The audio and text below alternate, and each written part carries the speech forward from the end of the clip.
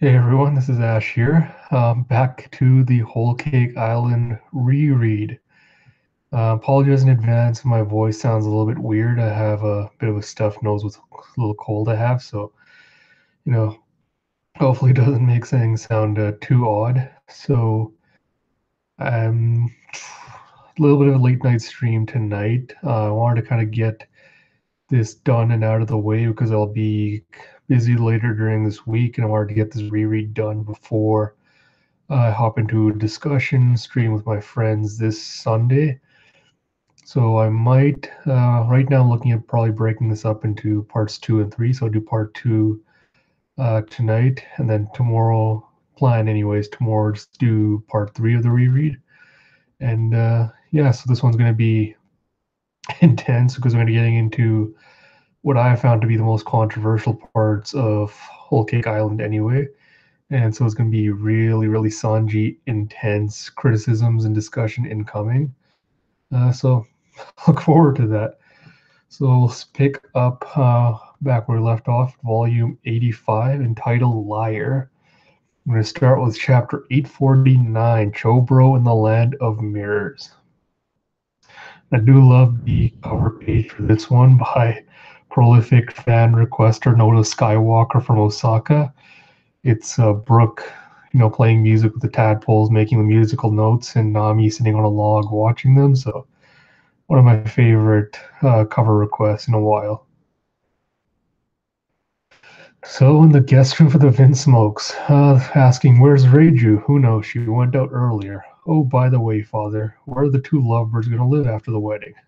The judge is like, "With Germa, of course. The girl needs to be our hostage, or who knows what sort of demands they'll make of us. The people are pirates, remember? Wouldn't they want a hostage too? Don't be stupid, Niji. Would threatening to kill Sanji mean a thing to us?" And he goes, "Good point. I wish they had killed him. Oh well." And Niji goes, "Oh, I can't wait. We get to live with Sanji again." And then in Brulee's house in Mirror World, they're still doing the carrot over the cook pot. And it turns out that, oh no, it's not Carrot, it's the frog that Brulee turned into Carrot with her own powers. And I still don't get how this worked. Like, did they do like a really fast switcheroo and Brulee didn't notice that she turned a frog into Carrot and got the wrong one? And Brulee just ends up being the butt of so many jokes in this. It's kind of disappointing. The real Carrot's hiding in the ceiling, making noises, going, "Whoa, save me, Chobro." Poor kind choppers. Like, even as our bait, I don't want the poor frog to get cooked. So he knows there's 16 enemies in the house, and the ones who are trouble are Randolph, Brule, Aristocroc, and the weird smokestack man Diesel. So Carrot winds up with a ball and lets flip, knocks Randolph off his feet, and then Carrot comes down and snags the fake Carrot, and then tips the entire cauldron over, dousing Brule in the water, and sadly she doesn't melt. Chopper slips into Brainpoint and breaks out, and then he eats a Rumble Ball, goes monster form, and then takes out the Aristocroc as Carrot uses her Electro to shock the others by hitting the water. And then Chopper uses Aristocroc as basically a giant hammer to smash the others. And then Diesel tries to run away, and Carrot catches up to him, goes all vampire on him, and then pulls a Conjuro and then covers his eyes so he crashes. And then so they catch up to him and they say, "All right, let's go travel through the other islands to the mirrors to look for the others." And then in Sanji's room, eggplant guy, I can't remember his name. I know it's something to do with eggplants. It's like, "I have at this moment Straw Hat Luffy and the cat burglar are in chains. Soul King and a mail maker raising hell all over the plates. The guards are having quite a time trying to." Sanji goes, "Okay, that's enough. Did you bring the ingredients?" "Oh, of course, these. If you're feeling hungry, I could bring a meal." He says, "Nah, I'm going to use the kitchen here. Pudding didn't show for the last meal, so I'm going to cook something for her. I'm a bit concerned." "Ah, yes, of course. Still, she's still feeling poorly." Despite everything I dislike about Sanji, I do have to admire his positive aspect, like the fact, he's worried enough about putting that he wants to make her a meal. If only he wasn't who he was. And then in the treasure repository, Brooks stole him the keys from the guards that he's knocked out. And he knocks out another one that was apparently still alive. And then he goes, well, I asked my partner to risk death itself for me so I could get in here. I got to leave what I came for. Otherwise, I shall lose all face. And then he goes, what do you mean I have no face with a bone? Background noise, I love that.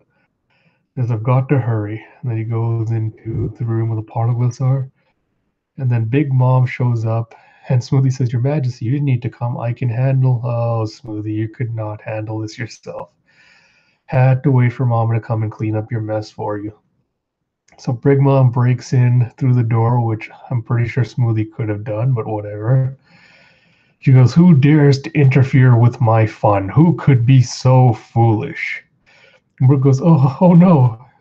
Big Mom looks at what kind of creature is this? And then in the Whole Cake Chateau courtyard, Rah, just keep pushing him back. They've rolled. Looks like the army's pushed Pedro outside. And he says, there, we've trapped him in the courtyard. And there Tomago's waiting, and he goes, long time no see, Captain Pedro of the Nox Pirates. As an adversary, I've always respected your skill. And now, when we meet face to face, the scars over our left eyes twitch with rage. Now tell me, why would the man who clung to life so fiercely 5 years ago return to repeat his mistake? After all, you have barely any life remaining to begin with.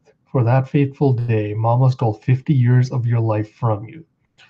And Pedro goes, that's right, I'm under no illusions here. I don't intend to return home alive. I know a couple of fans pointed out, because when we get to later Pedro's eventual death, it pointed out, maybe or I said that, I didn't really feel like it was impactful. And some fans pointed out maybe it's because, we keep repeatedly hearing him say, this is my last journey. I don't intend to return home alive. I have to help them out. Nothing else matters. And saying, maybe that's why it felt less impactful. And I don't know. I don't think it would have impacted me in any way unless Oda made it like actually really did show that Pedro was dead, like showing us a corpse or something. But I'll get into that a little bit later. And then you see Reiju shot walking the corridors. Then next chapter, Sweet City Eek, and then you see Chopper Carrot going through all the various mirrors, peeping on people. And then they go, maybe it's farther ahead. Wake up, Brule. Where are the mirrors into the castle? We'll never find it if we have to look for ourselves. Do you know where to go, Diesel? You wish I did, damn it. And says, as long as we're touching Brule, we can come and go through the mirrors. And we told Luffy and Nami are going to go to the castle. I wonder if they're able to meet up with Sanji. We're supposed to be connected to all the mirrors on Whole Cake Island here. We could get there in a blink if we just knew which one. Damn it, Brule, wake up. And so it begins Brule's journey as just a hacky sack that's being passed from group to group to group. And then Sanji's gets from the Whole Cake Chateau. He goes, oh shoot, I got in the groove and cooked the usual way. Poor pudding, she's not going to eat this much. What am I doing? Why, because he's super skinny, Sanji, she can't have an appetite? Well, whatever, I can eat the leftovers. And then he goes into his little love cook mode and imagines putting like, oh, I can't eat this much food. Here you go, Sanji. Open wide. Oh, geez. Eggplant guy's like, what you doing? Going for a walk? He goes, you bet I'm gonna bask in my only ray of light remaining. Ugh. In the prison library, stop it, Luffy, what are you doing? Opera points out, you're wasting your time. Nami goes, stop it, you're gonna rip your hands off the wrist. And Luffy's, completely wrapped his arms around himself, stretches rubber to the breaking point. I have to wonder, the scene does make me wonder, how elastic is Luffy? Like, does he have a limit? Like, this scene seems to indicate that he does have a limit to how far he can stretch before, the rubber band basically goes taut. So I wonder how far that is. So Nami goes, what do you mean? You think there's another way? And then Luffy goes, you think there's another way out of here? I'd rather lose my arms than be dead. You see a little spurt of blood coming out. While we sit here wondering who's going to save us, we're losing everything. and then Big Mom kills us in the end. Well, I'll be damned if I die in such a stupid and pointless way. And he tells her, you rip your arms off too. And now he goes, no way, are you crazy? He goes, fine, then I'm going to solve this problem, so stop yelling in my ear. Listen, I don't want to watch you rip your arms off. Stop complaining. I'm not going to die in a place like this. And then Whole Cake Chateau Courtyard, we see that Pedro's bounty is 382 million berries, and Baron Tamago's is 429 million berries. So, they're attacking each other. Pedro's using his tail like a little helicopter to fly around. Yeah, a little flashback to, you're under the Big Mom Pirates, Peckham's, Pedro, Zeppo. And he goes, Baron Tamago goes, you'll lose more than an eye this time. And then you see a flashback to Big Mom. You've done it now, you thieves. Your partner here spun the roulette wheel. The punishment, 100 years life. Pedro goes, talk to me, Zeppo. Big Mom goes, well, yeah, only had 30 years left to go. That means you owe me 70 years.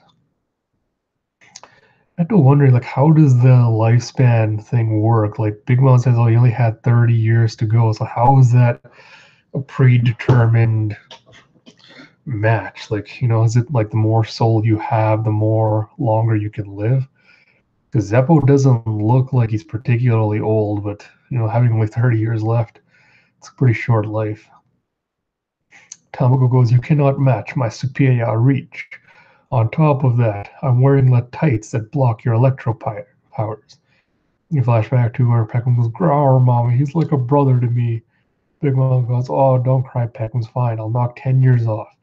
But the price for taking Tamago's eye is heavy, 60 years, no less. And then Pedro, I'll have to admit, this was a badass moment where he rips his own eye out and goes, how many years will this knock off? This death is meaningless. The day of the dawn of the world is nigh. I must return home.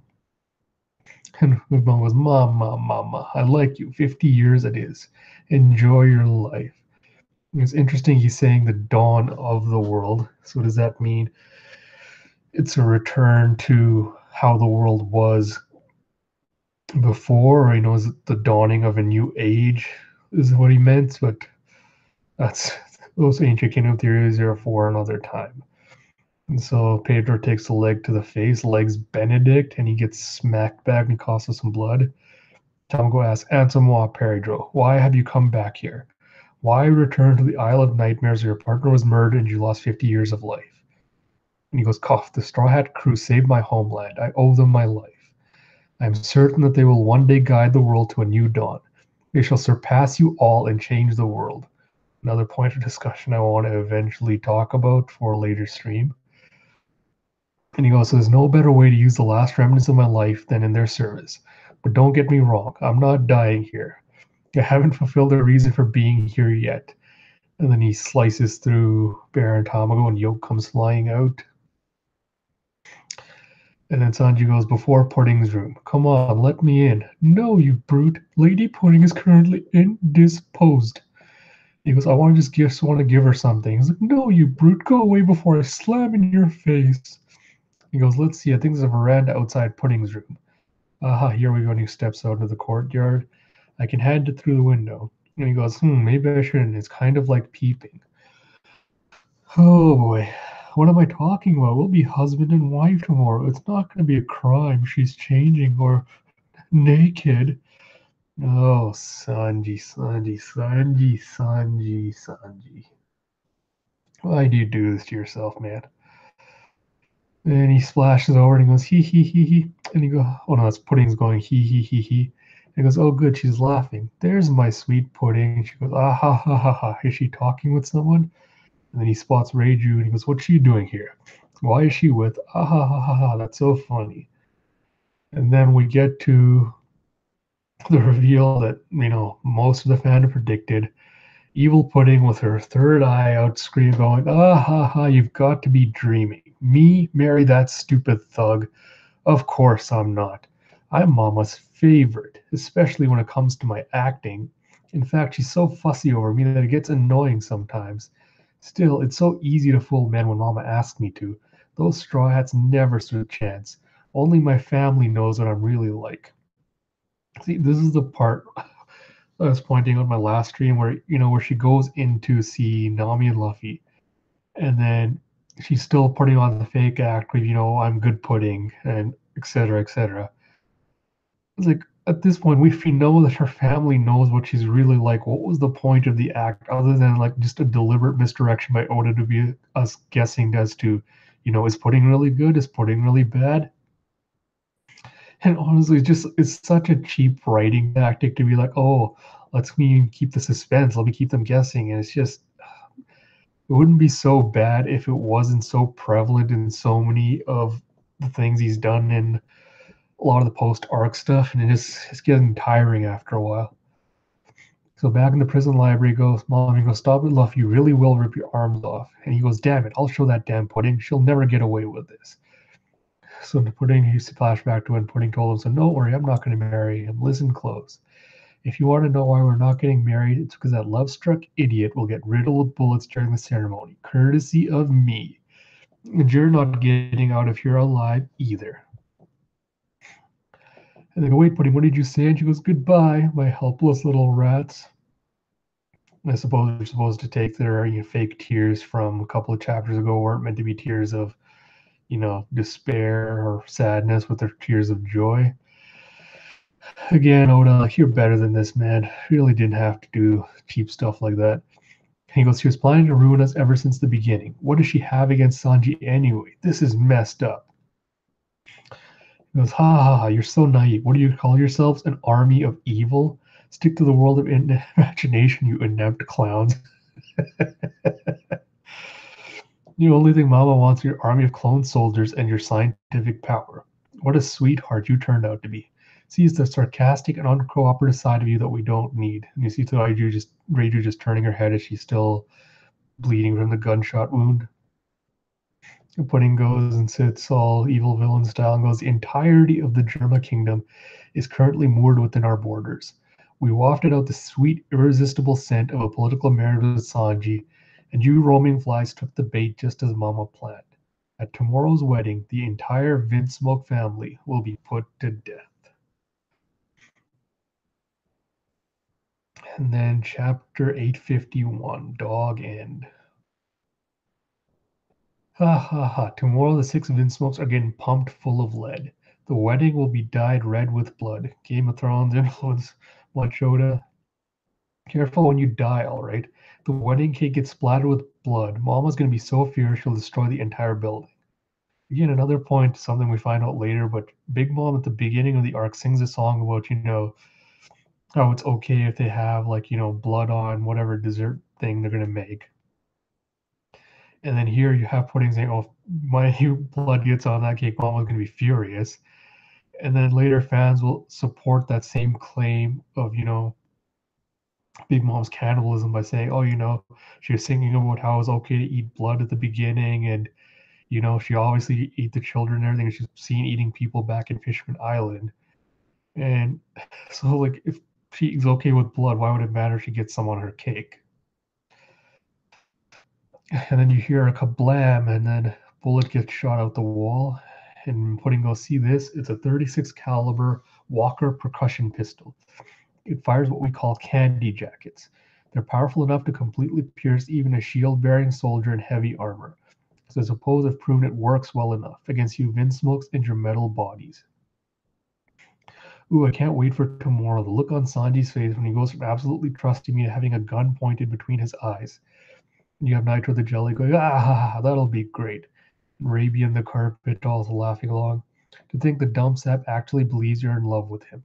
Oh, it'll be good. I wonder if he'll make a face like this, and she's doing different faces with his tongue waggling out. Or the one with his face all scrunched up. And she goes, what's wrong? Why aren't you looking at me? We're talking about your brother here. Do you want to know how he proposed to me? Oh, it was perfect. Once that facial pack came off, he looked absolutely embarrassing. A few tears, and he was like putty in my hands. Men are so stupid. I won't let our marriage be held to you two. He's dropped the flowers and he's pulled out his lighter. Then he pulled me close and managed to squeak out the words, you are my salvation. Let's get married. Have you ever heard of such a miserable proposal? Oh, it was so funny. Who in their right mind would ever get married to a disgraceful failure like you? You hear the chick chick sound as Sanji's trying to get his lighter to light so he can smoke his cigarette. He says, I mean, at least bring me a proper prince. And you finally get to, the point where Sanji's looking down, all forlorn, lighter's not coming on, he's got tears coming out of his eyes and snot. I get such mixed feelings about this scene because the first time we saw it in the actual chapter, I felt really, really bad for Sanji and, what he went through. And I think that was because back then I thought, Pudding was really evil. And at that point, he was being, sincere. And that was the less perverted side of him that we saw, which I do like and appreciate. But then going back and rereading this, with the knowledge of everything that happens after this, I can't really love the scene as much as I do, even though it is so good, and so emotional. But it's just Oda just flubbed the execution on that. So Big Mom back in the treasure repository, Big Mom goes, why are you still on your feet, Soul King? Are you telling me you're more interested in copying that stone than rescuing Sanji? That's right. The thing about Sanji is he's very kind-hearted. So I knew he would not return to us, no matter what trap it is you set up for him. His kindness knows no bounds. Once he's made up his mind to sacrifice himself for someone, he will not change his ways. And our captain, meanwhile, is a man who always trusts in his own beliefs when he acts. So whatever happens will be decided by them. The Big Mom goes, ha ha ha, is it so? I love this panel with, one hand holding Zeus and the other one Napoleon. Although I wish Zeus didn't have that dopey grin on his face and that little baseball hat because it makes him look a lot less intimidating than Prometheus on the other side, but and it goes, ha, is that so? So you have nothing better to do than copy a stone? Not quite. I'm doing it so that if, in the worst case scenario, Sanji does not return with us, he will not need to kick himself for bringing us here, because we will have gained something tremendous for our trouble. We will have taken your road poneglyph. Oh, man.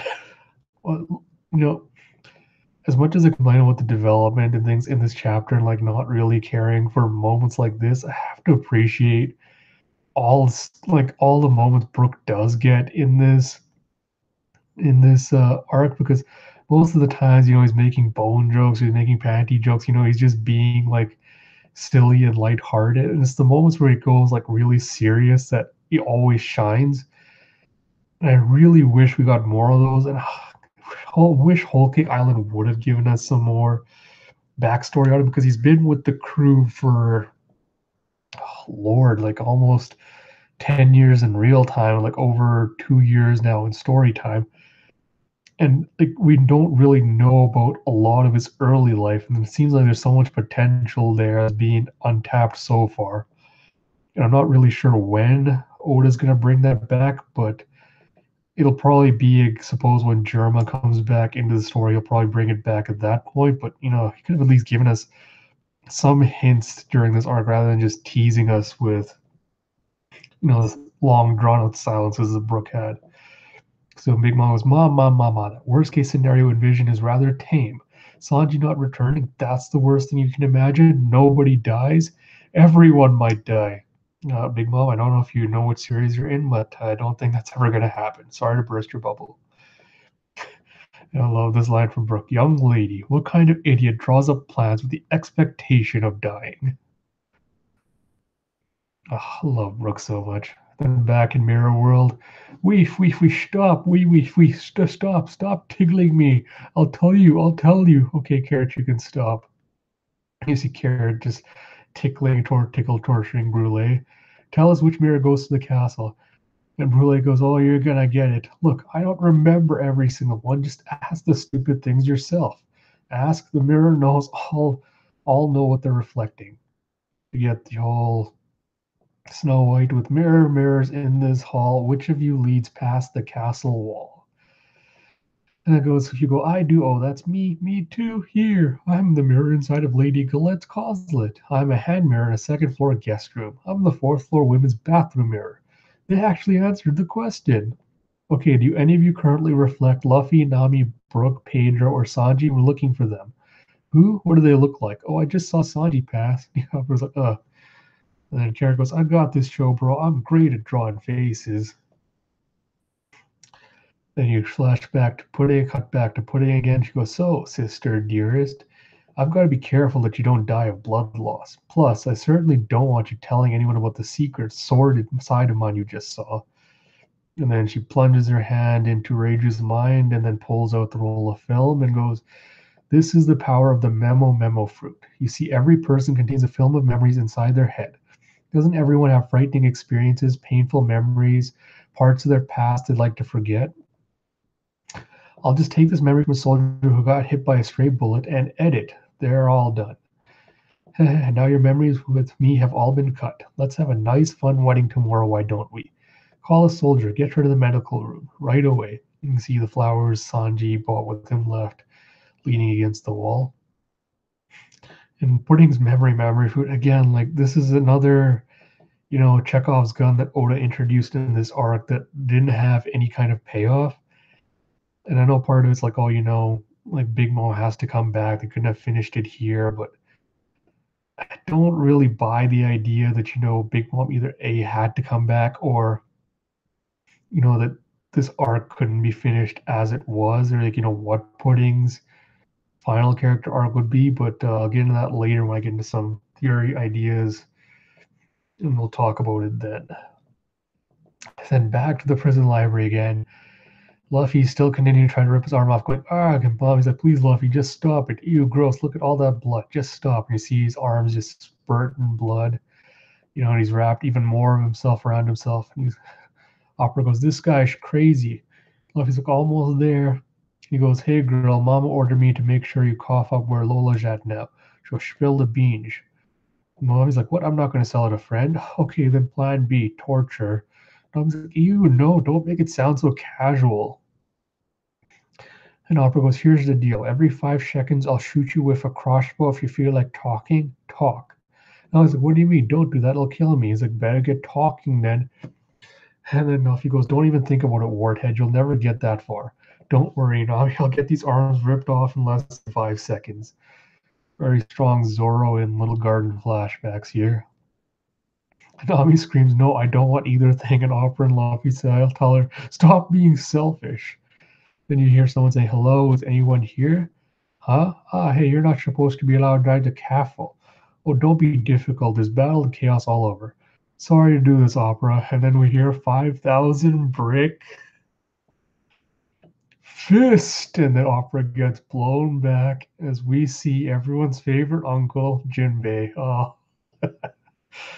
Oh, man. If nothing else, Whole Cake Island was worth it, mostly just to see Jinbei again. Oh, I missed him so much for the longest time. I'm still mad that Oda abandoned him again just for another intro in Wano. But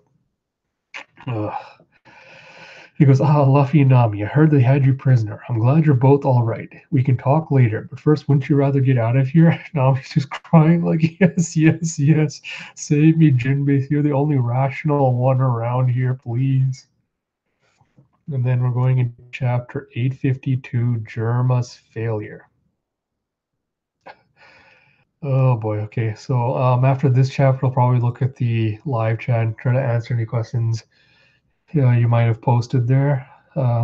This chapter, I think it's either this one or the next one, is the single worst chapter I've ever seen, like in the series. I hate everything in it, and we're really gonna get into it. And the SBS in this has that disgusting Nami figure where they, made the figure from that water bottle pouring color spread.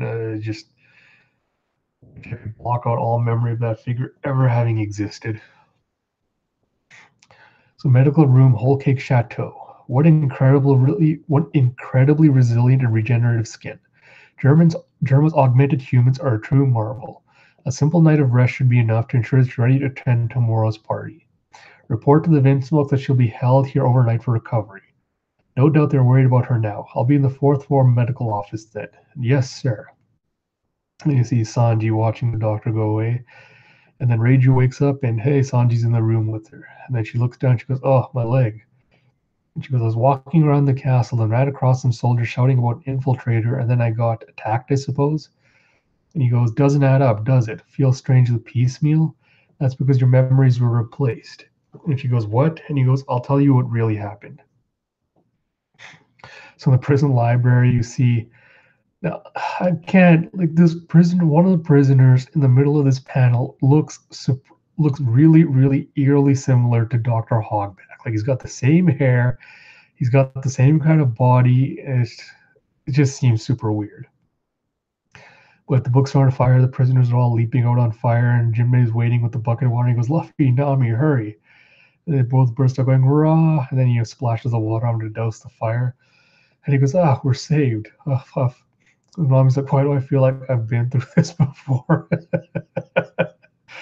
Little garden flashbacks. He goes, Jinbei goes, "Sorry about that. The only way to escape from Montour's books is to burn them." He goes, "Hey, it saved me from ripping my arms off. Thanks, Jinbei." He goes, "I suppose our first meeting was in a prison too, wasn't it? Just look at how many other prisoners are kept inside that book." Third promise that Oda brought up. You have all these prisoners inside the books. I assumed they would have a grudge against Big Mom for what she did. Never brought up again anywhere in this arc, which is kind of disappointing. It's not like a big deal because I didn't really care about the prisoners or what role they'd have in the thing, but yeah. Oh, quick thing. I don't know if I mentioned this last stream, but would it be possible that maybe, like we heard post Whole Cake Island stuff now, we heard that the captain of the Rocks pirates apparently went missing or disappeared. So could it be possible that Big Mom maybe captured him and kept him in one of her prisoner books?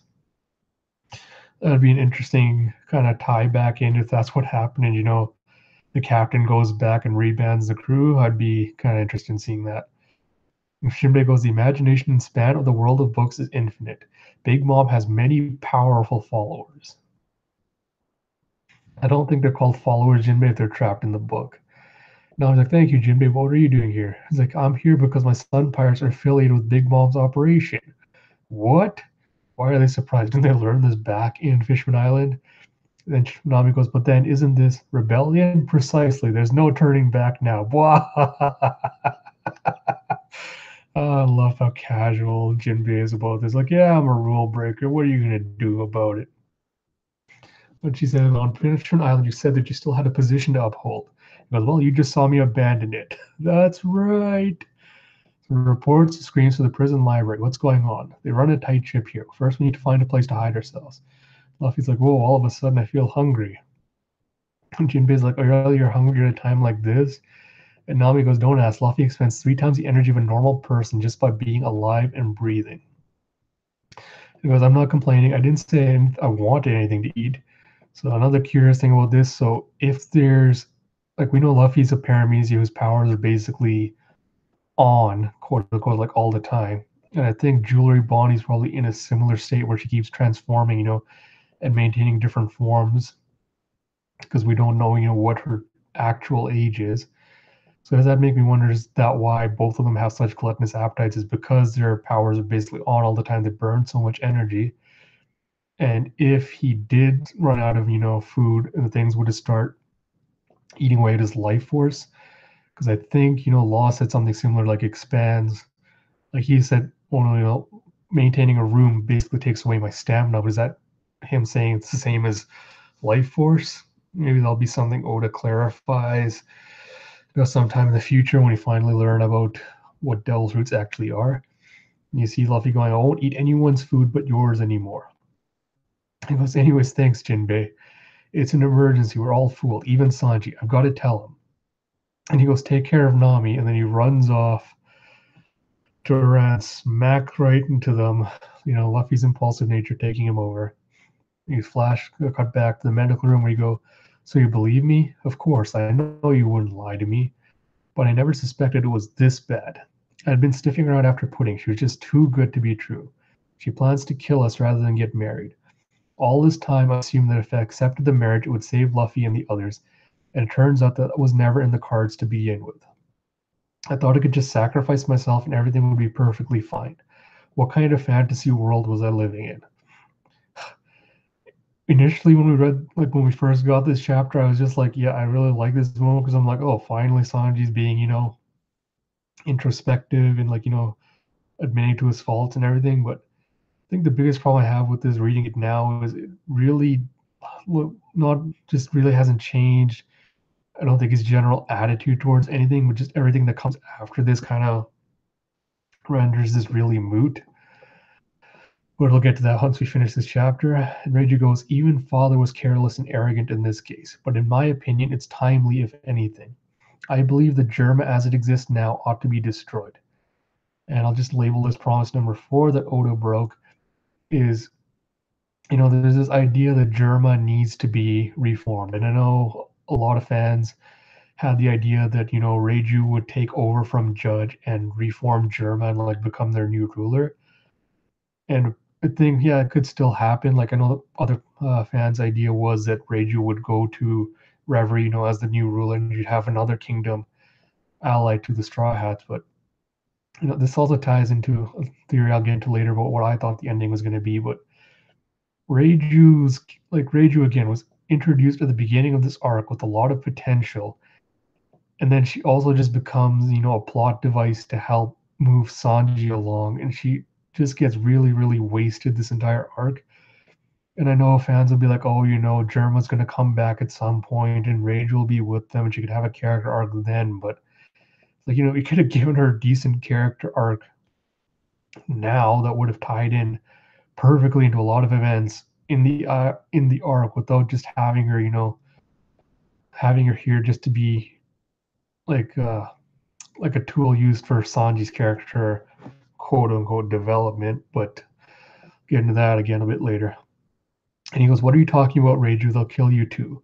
And she goes, really? You're worried about me? Spoiler, no, he's not. This is the problem with lasting impressions. I do one tiny favor for you, and you imagine you owe me some great debt over the years. Well, stop that. Oh, all right, getting into this stuff now. Reiju goes, join the Straw Hats and get away from this place, Sanji. And he goes, but then what will become of the Baratie? You can worry about that once you're safely away from here. Stay and all of you will die. There's a memory in my head that I'll never forget. A huge fight between father and mother. I only understood what it meant much later. When you 4 boys were going to be born, she was steadfastly against turning you into emotionless machines. Don't do this. They're my children too. If you erase their hearts, they won't be human anymore. No, monsters they should be. All that matters is for us to win in war. Now I'll bestow upon my children the greatest power possible. In the end, they forced the surgery upon her. God, I hate this so much.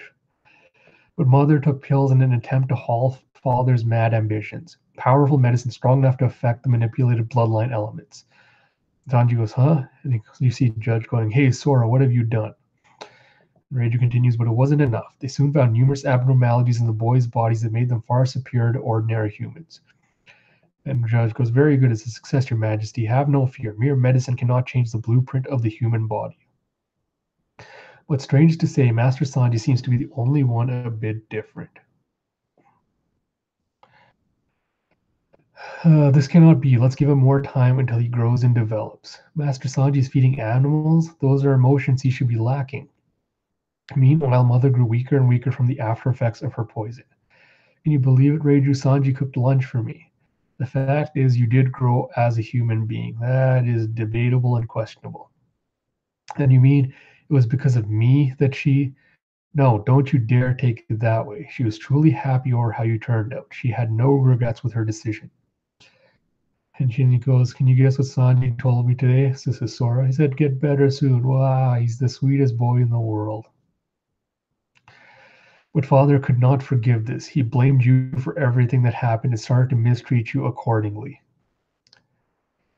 Oh boy, Sanji's a worthless failure. Of course you're not a failure. Mother gave her life in resistance to protect you and the emotions you were born with. That's what you stand for, Sanji. It's why you were born kinder and gentler than anyone. And Sanji's got this whole shocked face. He goes, Luffy, cut back to Luffy. He's going, which way did he go? He started in the basement prison library, and he's passed through the first floor already. Everyone head to the second floor. You have Luffy, strangling someone. Tell me, damn it, where is Sanji?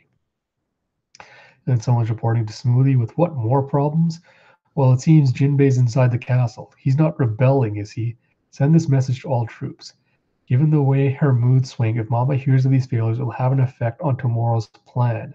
True, true. And that plan is one of her dearest desires. So what happens if the plan fails? I don't even want to think about it. Good, then shut down the route coming here to the fourth floor and get everything from the third floor downward under control ASAP. Yes, ma'am, of course. In that case, killing may be easier than capturing. That's fine. You have my permission. Yes, ma'am. Flee to safety, Sanji. Abandon Germa. It is nothing more than a destructive force clinging to the glories of the past. The world does not need Germa. All Big Mom wants is her scientific power. I doubt she has any interest in the life of your mentor. It's father and our brothers who are threatening to take that restaurant hostage, and they're the ones who will die tomorrow. It's exactly what we deserve. We're a band of murderers. And Sanji goes, don't get me wrong, I have nothing but hatred for them. But why you? Why do you have to die? Oh, we'll get into that later. Still have my emotions, but father had me augmented into an accomplice who cannot disobey his orders. My hands are stained with blood. I deserve death. Now, this is a super important point I want to bring up later because it ties into something problematic Sanji does. But yeah, I'll also get to that. Oh, and I forgot to mention earlier, and this is the part I really, really despise. Those bracelets on you, they're not going to explode. I switched them out for ordinary ones. Huh? So what other reason is keeping you here? Snap out of it, Sanji. Get it together. Look at what really matters to you. You have those wonderful friends, and you're never going to meet people like them again. End of the chapter. So let's go down and kind of break this all down, like all the problems I have with everything presented here. First, let's do a quick check the lives, the questions you guys have. The Jaguar mink cried death by explosion. Yes, good. It's good. Yeah, I agree. Putting a state evil, I would have liked better.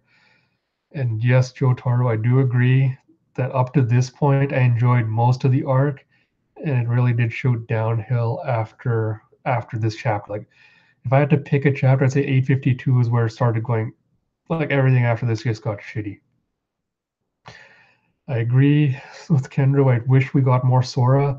We might get that, hopefully, a little bit on Wano, and then hoping, and then probably get some more on Elbaf eventually. I think when Germa comes back, but well, I have to wait and see what Oda does. So let's start with the worst aspects of this chapter. Well, the reason I hate this is up to this point, Oda set it up to make it look like Sanji's going to have to make a decision, to sacrifice something for the good of his friends. Because up to this point, like he even points out, he was living in this fantasy world where he thought, if I could just sacrifice myself, everything would have worked out. It's like, oh, my friends would be better off without me. Baratie would be safe. No one else would have to die. If I have to suffer, I'd be willing to, bear that burden myself. And I know a lot of fans are saying, Sanji has like massive self-esteem issues. And when we initially went through Whole Cake, I wasn't really kind of sold on that idea because I'm like, Sanji's always been like confidently stubborn in his views and his opinions and everything. And you think of self-esteem issues, like Usopp seems like the more self-esteem. Usopp was, I think, the more direct example of it because he did suffer. He suffered from it more openly, where he questioned his abilities and his, skills and his worth in the crew. And I don't think that was anything we ever saw Sanji questioning it. And I know fans are saying, oh, the self-esteem issue manifested in the fact that he always wants to sacrifice himself for the crew, because he thinks that he's not worth as much to them as, some of the others are. And I don't know if I necessarily agree with the idea that, this is something only Sanji would do. Like, if any of the other Straw Hats were placed in the same situation, You know, would they have done anything different? Like if you put Zorro into the situation, like crazy example, would he have done like he would have done some things differently? I think he would have tried to use probably would have used more brute force to try to muscle his way out of the situation. But if any of the other straw hats, I don't think they'd ever be unwilling to sacrifice themselves if they meant they could save their friends. Like back in Water 7, in the fight when Chopper was fighting against Kumadori, he was running out of, he was used his rumble balls, nothing was working. He couldn't control his transformations. And then he had that scene where he's thought going through his head, of, well, if I can't save Robin, what's the point of, me going on living like this? And he was willing to take a third rumble ball, knowing that, it's probably going to lead to his death. But he knew that he had to do whatever he could to protect his friend. And even back, fan favorite arc, Arlong Park with Usopp, like having one of his great moments where he pretends to have been killed by Chu, and then as Chu's walking away, Usopp gets up and starts coming up with playing all these scenarios of, how he's going to explain away why he couldn't win. And then, he calls himself out on it by saying, how can I ever face my crew again if I just take the easy way out and I don't give it my all, to try and save them. And like we had a lot of moments like that, the entire crew cares for each other. I don't think any of them would ever willingly put the others in danger if they sacrifice themselves. And while I can appreciate the fact, that Sanji does maybe a few more times more than often than the others does do it, the idea that it's something, that's really only applies to him is something I don't really buy. So in that respect, I didn't really see how his self-esteem issues work into it. But the way I do see it manifesting in his personality really is how he responds to, Zeph's teachings of, I won't hit a woman. I think that's probably the most direct way of looking at the self-esteem because, Sanji's always been looking to looking for acceptance. First, it was with Judge. He just wanted his father to accept him for who he was and love him. And then when, back in Baratier, when he got flung into the sea, Zeph dived in after him to save him. And when they got stuck on the island together, he gave Sanji all the food. And then when you finally get that reveal Sanji got of, this old man gave me everything, and he chopped off his own leg and ate it so I could survive. And it was the most powerful expression of love that Sanji's ever received in his entire life, where this strange guy that doesn't know anything about me, but because we share a similar dream, he's willing to give up so much for me. And I think that's really kind of not determined. It's really kind of set the tone for how Sanji reacts and like why he's so willing to accept Zeph's teachings is because he loves Zeph and he wants Zeph. I think he's afraid of you know I think he's afraid of having a repeat of what happened with Judge happen with Zeph, where he does something and Zeph tells him, "Oh, I'm disappointed in you, or I'm not proud of you, you know, and you're not really my son." And it seems like that fear is really what drives Sanji's, at least partly drives Sanji's desire to not hurt women. But and I can accept that to an extent, like I can accept why he would think that, like why he would act like that. And Oda should have really used this arc as a opportunity to kind of have Sanji challenged on that belief, and kind of have him re-examine it and be introspective about it and really kind of change his thoughts on it. And I mentioned this last stream because Zeph really has made with the statement that he told Sanji last, like what brought up last stream, the statement he made that your worth as a man comes from following these narrowly defined rules. And it's kind of put Sanji on this inflexible path where, if he steps out of the bounds of this path that's set for him, then that means he's no longer viewed as a man. He's no longer can be a person that goes back, and is able to face Zeph anymore.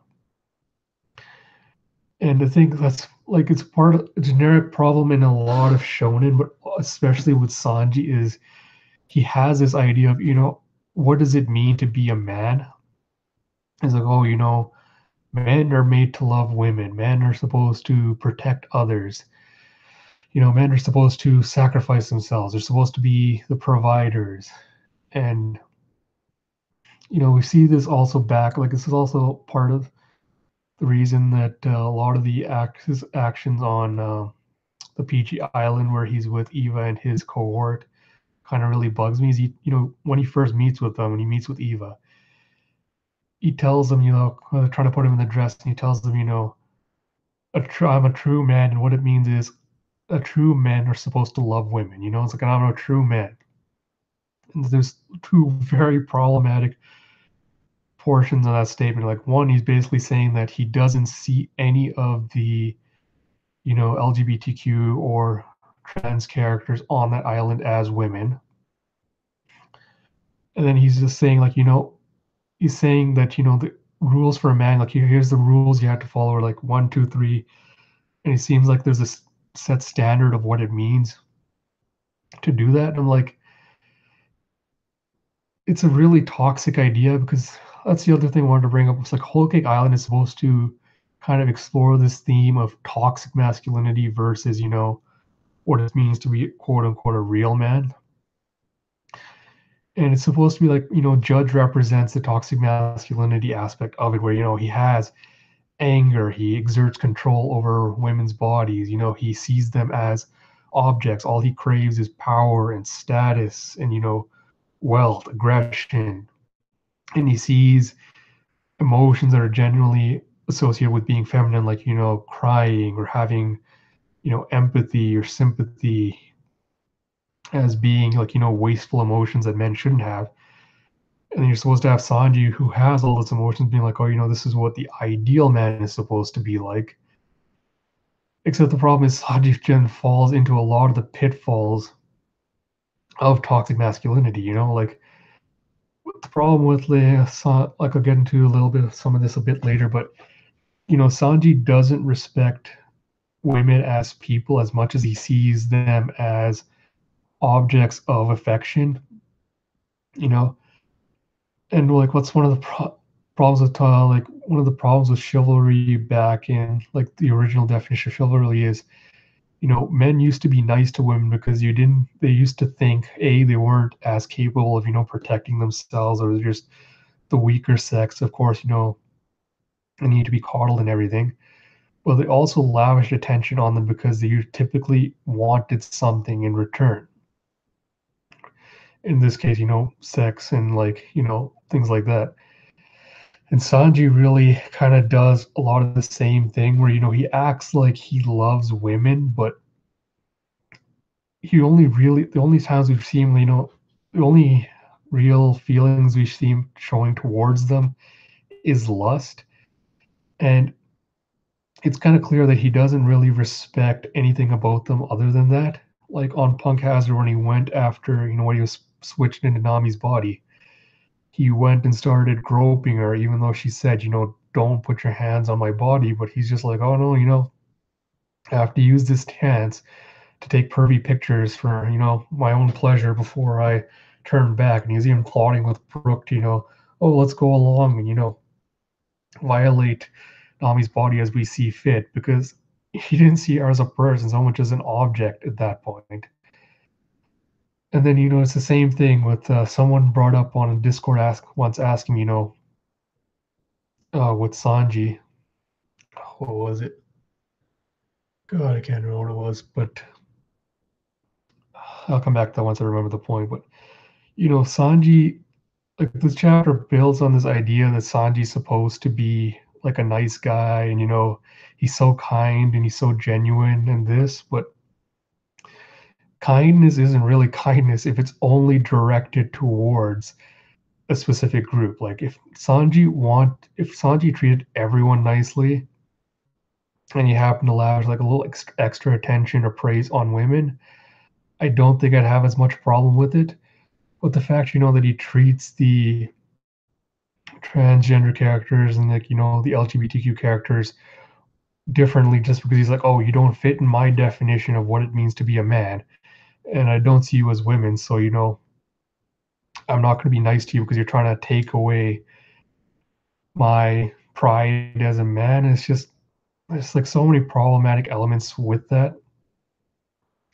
And so when you have a chapter like this, when you're saying, Sanji's kind and nice and things, it's kind of hard to swallow because same thing other fans bring up like a lot about this, like Sanji's development in this arc is the idea that he's always seen his kindness as a weakness, and so this arc was him learning that no, kindness is not a weakness, is actually one of your greatest strengths. And that to me has always felt like when someone goes into a job interview and they ask what your greatest weakness is, and you go, oh well, my weakness is I work too hard, or I put too much effort into things. It seems like that kind of self-serving idea, and I can understand why fans see it interpret it that way because Judge looks down on weakness, and the entire thing he's picked on Sanji for his entire life was the idea that Sanji is weak, and that's what makes him. Sanji's kindness is what makes him weak, and that's what makes him defective. And if you could only get over that. If Oda wanted to use that as an actual plot point to try to address and make it seem like saw it as a weakness, he should have done it by having Sanji, try to adopt a more toxic toxically masculine attitude, for him to try to go around beating up people or just being a jerk in general to try to kind of prove to his father that, no, I'm not broken or defective or things. Except we never really see that. Kind of just goes, oh, I'm sorry, but he doesn't make any kind of attempt to overcome something he viewed as a weakness. So to kind of sell this idea that, oh, that's why he did everything he did, really kind of falls flat. And that's kind of part of the reason when I went into this arc, I was a little disappointed because when I went into this arc, like I think a lot of fans were hoping that we would kind of get a better reasoning for why Sanji's whole attitude towards women is so shitty. And I think the most popular theory was, that Judge was an abusive father that abused his mother, and it's like Sanji basically adopted this idea of I'm not going to hit women because I don't want to turn out like my father.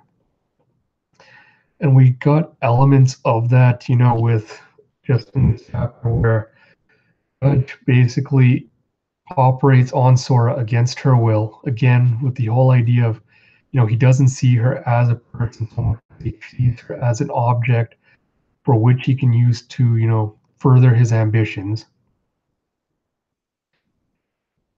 And, like, part of me, reason I get mad about that is also for a guy that claims to love women, he hears that his mother was operated on against her will, and she had to take powerful poison, to counteract the effects to give birth to him. And he doesn't seem to really care apart from like, feeling bad that, oh, my mom took poison, to give birth to me. And even Reiju's like, oh, no, don't worry about it, Sanji, don't think about that. She was happy with what she did. But, where's Sanji's rage at Judge that, how dare you do this, to a woman? And like, I don't see any of that. For a guy that claims to love women, like, where is all that? You know?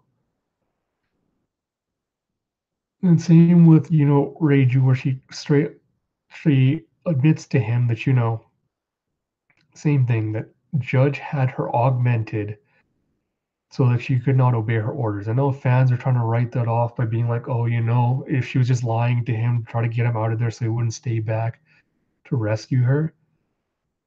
But that seems kind of like bullshit. And I had ideas about where that could go. And again, like this is another thing that Oda never really brought up again. But again, you don't see Sanji getting mad at the fact that, his sister has had her agency completely removed by judge, to be used as a tool in his ambitions, and yet he couldn't really give a crap. Like he doesn't get mad at judge to be like, how dare you do this to my sister? Like the one person that was ever nice to me, and he really couldn't give a shit about the fact that, she's stuck in the situation where she has no agency. She can't make her own choices. You're telling me when you're trying to sell me on this message of Sanji is kind, Sanji loves women, and yet it only matters when he lusts after them. It seems like he wants something from them and doesn't matter the rest of the time. Then what point are you really trying to make with this? You I'm just going to go back into the comment section for a little bit and just see what you guys are saying. All right, Skindle, see you later. Thanks for stopping by. Yeah, I have to agree with you, Jotaro, that the only characters that would have rampaged on Whole Cake Island would have been Luffy, Zoro. Okay, so enough about that. Let's go on to chapter 853, Not Here. So treasure repository. Let me just back up a second here because there's a really creepy SBS where someone asks, why doesn't Sanji get horny when he saw his sister? Like, Jesus Christ, Oda, can you yes, Oda says like, oh, it would be creepy if he was perverting on his own sister. I mean, why would you not bring up the idea, maybe my experience was biased? Or like, you should just shut down these questions because they're really just disgusting. Anyways, when the treasure repository, you see Big Mom, who's filed to capture Brooke, and Tina's patting him like a little doll and going, "What a cute little thing you are. Every square inch of you is bones, and yet you're miraculously alive. You put up quite a good fight, Soul King. No wonder the chess peacekeepers are so afraid of you, Mama. You're the perfect menace to them, the Soul King. But you can't defeat these ones." And you see her bicorn hat Napoleon, Stormcloud Zeus, and Sun Prometheus. They're special. I gave them my soul, so they might as well be a part of me. Their souls are on a whole other level. And then they go, "Oh, we finished our inspection, Mama. Nothing inside of his clothes, nothing in this tube. He has taken nothing." And she goes, Mama, that's good to hear, Soul King. Sorry to have suspected you. We certainly can't have you stealing my Tamate box. No copies of my poneglyph either. I don't want anyone making off with that and getting to Raftel again. That would be stupid, wouldn't it? Ha ha ha ha. I'm not going to screw up like I did with Roger. He used that strange ability to hear the voice of all things and read the zone. But I've got a secret weapon of my own who will one day wield that power. Quick digression here. So the voice of all things, now this is something I speculated on before, but the voice of all things, I see the voice of all things and the breath of all things kind of being two halves of the same coin. So this is my opinion anyway, the voice of all things is meant to allow you to hear the voices of living things like the Sea Kings, as we saw with Luffy and Roger on their way to Fishman Island. And then the breath of all things is supposed to, allow you to sense the soul of, inanimate objects. Now, this might be a different thing where Oda takes it, the voice of all things lets you hear the voice of everything, like inanimate objects or living things. And the breath of all things might just allow you to sense the souls of, living things and of inanimate things. But, does that mean when he read the stone, does that mean he talked to, it's kind of odd when he says he read the stone. Like, does that mean that the stones told him what was engraved on them? Like, would they even be able to understand what was written on there? Or like another theory I've had for a while is was Haki involved in the making of the poneglyphs? Like when they made the poneglyphs, did they somehow imbue the Haki into it, and is that what makes them indestructible? And I think we'll probably find out about that on Wano with the Kozuki clan. And I'm kind of interested to see how that ties in, because I have a couple of theories on how the breath and everything's going to be involved on that. So Wano could really be a good arc to kind of divine a lot of the mysteries in the OP world. And then Big Mom goes, the next to reach Raftel will be us. And then Pudding comes in and she goes, oh, speak of the devil, my sweet little Pudding. What brings you here? Has your third eye finally opened in the truest sense? And Pudding goes, oh, Mama, that's all you ever talk about. I'm just half-blood, remember? There's no guarantee my power will ever develop. Now, this is, again, just a little small digression for a theory time again. I don't know if I really buy the idea that the three-eyed race can actually read or have the ability for the voice of all things. I think that's something Pudding made up, but we'll get into that a little bit later in the reread when we get to some of her past in the story. So Big Mom goes, ha ha ha, I don't mean to be impatient, but you do indeed have the rare blood of the three-eyed people. Because Pudding has three eyes? Oh wait, it's a secret that we know each other. So the skeleton, Pudding goes, so the skeleton man got in here. Well, at least they caught him. And she goes, Mama, I want to talk to you in your room. I feel a bit shy bringing it up here. But of course, my dear. Again, I don't know why she's putting up the act in front of Brooke. Like at this point, I don't think it really matters. And you come back to the Pedro, now Viscount Hiyoko fight. And Pedro slices him again, and the yoke comes flying out. And he goes, Viscount Hiyoko. And then you see the yoke start to transform. It looks like a bird coming out. And they go, whoa, did you hear that? He's about to evolve again. He's turning into Count Niwatori. Pedro's like, this is stupid. I'll just finish him off. And the guys are all freaking, going, no, don't. Each time he cracks, he's reborn in stronger form from Baron Egg to Viscount Chick to Count Chicken. It's the egg fruit. Count Niwatori's true knight tremble in fear. Once he's hatched, he'll have power that you could only dream of. I gotta give props to Oda for taking a joke and a gag and turning it into an actual viable power. And then Pedro again threatens to kill him, and then they'll go no. And then he goes, fine, I'll stop. He takes out a bunch of explosives, lights it up, and then goes boom.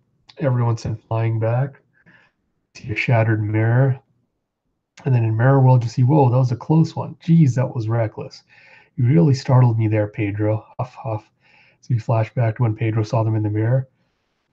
And he goes, not half as startled as I was. Imagine if you were in my position and heard a mirror talking to you. But you managed to come up with this plan in a snap. That's the kind of thinking I knew you could do, Pedro. And he goes, so we're supposed to be inside the mirrors? It's hard to believe. Chopper goes, you can't get into this world without Brule. We're safe here. If we get Sanji, we can escape with him. Tell us everything you've learned. He goes, what? Luffy and Nami got caught? That's what I heard. I'm worried about Brook too. Let's hope he managed to get that poneglyph tracing. So then you see Carrot's really beautiful Bishonen drawings of, everyone. And she goes, mirrors, mirrors on the wall. Tell us where to find them all. And Pedro's like, why are they all so beautiful? He goes, that long girl with the long hair just ran past. She was with Boss Jinbei. And then you see, requesting backup from all ministers. We can't stop Straw Hat Luffy. Where are you? And then it's me, Sanji. You gotta hear me out. Listen. So then Reiju grabs him and tugs him into a room. And he goes, oh, it's you, Sanji's sister. She goes, that's right. What's the big idea? I'm in a rush. And she goes, you're looking for Sanji, aren't you? He was just here moments ago. And Luffy goes, what? Really? Where'd he go? We've been tricked. Pudding lied to us. The very girl Sanji's getting married to said she's gonna kill him. And he notices that her leg is all bandaged up. And of course, Zoda has to take the chance to zoom in and show you how sexy Reiju is. And he goes, oh, are you all right? You got hurt? She goes, thanks, I'm fine. Don't worry, my brother knows about Pudding. I was like, what, he knew? Only very recently. I tried to convince him to get away from the island at once, but Sanji was worried about disaster befalling the hostages in the East Blue and your crew as well. And he goes, hostages? You mean Baratie? I know them. If they're really in danger, I'll go back to the East Blue to fight if I have to. And I want to get into that later as well. She goes, do you need something to eat? He goes, no, I'm fine. He says, but at least I know Sanji's aware of what Pudding's up to. As long as he's not being tricked, I've done everything else I can. He goes, thanks, Sanji's sister. And he dives out the window to go meet up with Sanji at the promised spot. And then you see Sanji, thinking back to what the judge told him, do you want his head to fly from his shoulders? You are my sacrifice, Sanji. As long as you don't try to run off, everything naps up nice and tidy. He's obviously thinking over, everything, the news he's heard. And then Luffy finally goes, gotta wait at that spot. And then chapter 854, what are you doing? Again, another great cover page with Zoro, riding on a chopper with Chopper on the front. I like that aesthetic. And Lord, another perverted SBS question with, can I lick the syrup off Nami's body? Oh, Lord, Toyota, what have you done? So then block off the exits, don't let them outside, surround them, and you see Nami riding on Jinbei as they're trying to get out. And they go, Nami sends out a thunderbolt, and she accidentally ends up zapping Chopper. And so they get inside Mirror World, and it's like, I can't believe it, we're inside the mirror. And then Broly's like, damn you, Jinbei, what are you doing with them? This is an obvious betrayal. I've heard you request to leave our operation, but coward in the face of the roulette wheel. And Jinbei goes, Mama gave Fishman Island her protection. I want to repay her with honor, but it only sends death and malice from that wheel. Again, like, this is another red herring fake out that Oda gave us that could have actually played into the plot. I like the idea, partly at least anyway, that Jinbei, while honorable, isn't really kind of dumb. And, he managed to sense that, Big Mom's not going to let me out no matter what. And I can't be of any help to Luffy, if I lose an arm or a lifespan or whatever. But on the other hand, it's like, then why bother introducing this roulette wheel to pretend like, there's going to be some kind of consequence to Jinbei, something's going to happen to him, they're going to have to fight back if he's just going to weasel his way out of it. Like, Jinbei is an honorable person, like, and I feel like even if he knew what was going to happen, I think he would have gone through with it, but that's on Oda. So Pedro goes, yes, you made the correct choice not to send a Jinbei, first son of the sea. 5 years ago, my partner spun that wheel. He sought salvation and lost his life instead. It is constructed such that whoever spins it is guaranteed to die. And Broly goes, we, of course it is, you fools. Mama will not suffer anyone to leave her realm alive. She says, anyone that comes in, she welcomes and kills anyone that's trying to leave. That is Mama's. And then they shut her off as they keep moving. And in the Queen's chamber, you have Prometheus putting a little bandage on his scratch. Mama goes, what's wrong, Prometheus? He goes, the wound I got from the Soul King is deeper than I thought. It just started hurting again. She goes, Mama, I'll choose to compliment him rather than scold you for weakness. It's the first time any of you have been hurt. He goes, Mom, are you going to keep Boney here? And Pudding goes, Boney, that's rather rude of you, Pudding. And she goes, I'll never find a rare creature. It's a work of soul art. I'd rather carry him around with me for a while than put him in the book. Now, it's curious. A small digression here. Was like, Big Mom can't use her soul powers to put souls into corpses.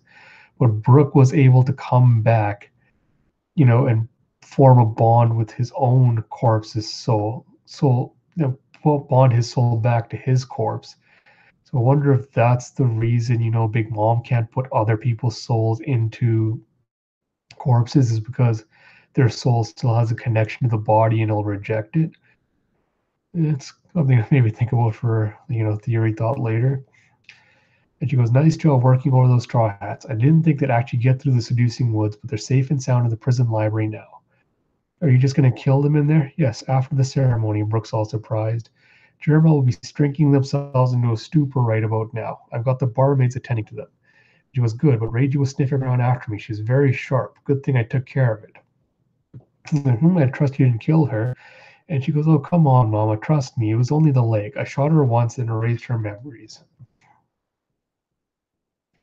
And she goes, just be careful. You're my precious little bride. I don't want them to come back at you and cause a disaster. She goes, thanks for your concern, Mama. Look on the bright side. I got to test the gun's powers. And they basically go, yes, everyone will have their eyes on the wedding kiss. That's lockjaw dope son. You'll lift your veil, lean in for the kiss, and for the first time, he'll see your third eye. You'll falter for a moment. That's your cue. You'll get one shot. Finish him off with it. Aim between his eyes. His brains will fly. The entire audience will freeze with shock. Once they sense the danger, it'll be too late. The unarmed rinsmokes will turn around and see a wall of gun barrels. Germa's blood will spill before they could so much as tremble in fear. Gunshots going off like fireworks. A rain of bullets will continue to riddle their dead bodies. A giant bond of blood spreading across the ground, 6 mutilated Vinsmoke's corpses, and the sound will turn into a gun salute. That's when the party begins. We'll celebrate, and all of German will belong to me. In Sanji's room, 6th floor, they say, oh, that's right, Sanji's in this chamber fast asleep. Don't let him out till morning. And turns out Mr. Eggplant has snuck into Sanji's bed. So at least for now, he's, in the wind, safe. And then in the 2nd floor room, the rest of Mama's family are having a meeting and said, Soul King is in Mama's possession, and Pedro is in the 3rd floor float card, and he blew himself up. So it's like, so there's 2 down, and the 4 in the seducing woods, and we caught them all. And he goes, the problems are the ones who beat Cracker and escaped the seducing woods. We locked them up safely in the underground prison library. So of course, Mondor asks Opera, hey, what's with these rumors about, them escaping? And he says, absolutely groundless. Don't make me repeat myself. Where is she now? There's no reports at all. So then he says, I was torturing them and I burned them to death, and I maybe went a little bit too overboard. And I said, you don't doubt me, do you, brother? And of course, internally, Opera's just freaking out because he'll never admit to the fact that he screwed up, or else, Big Mom will kill him. Montour says, all right, Perf, whatever. Let's all get ready for the ceremony tomorrow. And then back to the 3rd room, Sanji's still sitting there, and he forgot about their lunch, and he goes, I made all their favorites. He says, I've had a short but rich life. Luffy and the gang can escape on their own. The evil army of Windsmokes will die, me included, all according to Big Mom's plan. This is the best way to avoid her wrath. And then, of course, Bobbin comes in and goes, Windsmoke, Sanji, I thought you were supposed to be sleeping. And he's about to take the food that he made for his friends, and then he gets mad, and he kicks Bobbin in the face and knocks him out. And then he goes, oh, what am I doing? And then he grabs the basket and runs. We have chapter 855, Glurgle. And you see Master Bobbin. He's like, oh, what was that? We heard an incredible noise. And then Bobbin's swaying his head hypnotically, and they fall back. And he goes, don't worry about this. I'll dispose of the trouble. And we found out that Bobbin was called Bobbin the Disposer. And given his extremely low bounty, I initially thought he would basically be Big Mom's wet works man or assassin. And that, he'd be the one that she sent out to dispose of any problematic people, the one that brings back, the heads for anyone that doesn't come to Big Mom's tea party. And I think Oda just ran out of time because he just nerfed him so badly. And then, of course, you have Big Mom sleeping, in her bed with Brooke cuddled up next to her. And then you have the great montage of, the fly buzzing around, and Big Mom smashes her hands down with force to kill it. And then Napoleon, Zeus, and Prometheus also do the same thing and just set everything on fire. And of course, then they make the core look like Brooke corpse. And then Chopper, attempt number 1, Chopper tries to sneak in, and he fails because he accidentally sneezes, and Big Mom smashes her hand down. And number 2, Kara tries to do the same thing, except, she accidentally jumps and Zeus sees her, and he thinks she's a fly and tries to zap her. Pedro tries for attempt number 3, and she rolls over before he can get him loose. And then Nami goes, and she almost makes it. I love this gag of, Brooke sees the other skeleton, and he freaks out because he thinks it's a ghost. Then Big Mom is about to smash down Prometheus on them, and Boss Jinbei to the rescue, grabs them all, and gets out. Then Sanji goes, sees the army of rage, sees all the corpses left behind of everyone Luffy defeated. And then, Brooke's like, oh, you startled me. And they're all glad he's alive. And then, he thanks Pedro for being the decoy in their infiltration game. And it's because of this, he opens up his skull and says, oh, here's your copy of the poneglyphs. And he does it so casually. He's like, oh, here's a copy. And anyways, I'm glad you're alive too, Pedro. So it turns out he got the copies of all the poneglyphs right before Big Mom got in there, and they're all surprised. Oh man, Brooke is really, really, really, really good. I love him so much. And of course, Oda had to ruin it by, trying to sneak a panty joke in there. And then the next page we see Sanji hears a loud glurgle, and he goes and he starts, tearing up because his captain is there waiting for him as promised. And then we come to chapter 856, Liar. Mirror world is like, oh, we don't know. Mirrors are telling them we don't know where Luffy or Sanji are. So Nami's like, oh, then if they're outside where there aren't any mirrors, they might be at the place where Luffy and Sanji fought this morning. And then Jinbei goes, given his place in the Vinsmoke family, Sanji must have a very good reason to come here. He'll not be easy to bring back as suspect. Or if we are to retrieve him, it should be soon. And then I think Jinbei's about to inform that, Big Mom's plan is to assassinate the Vinsmokes tomorrow.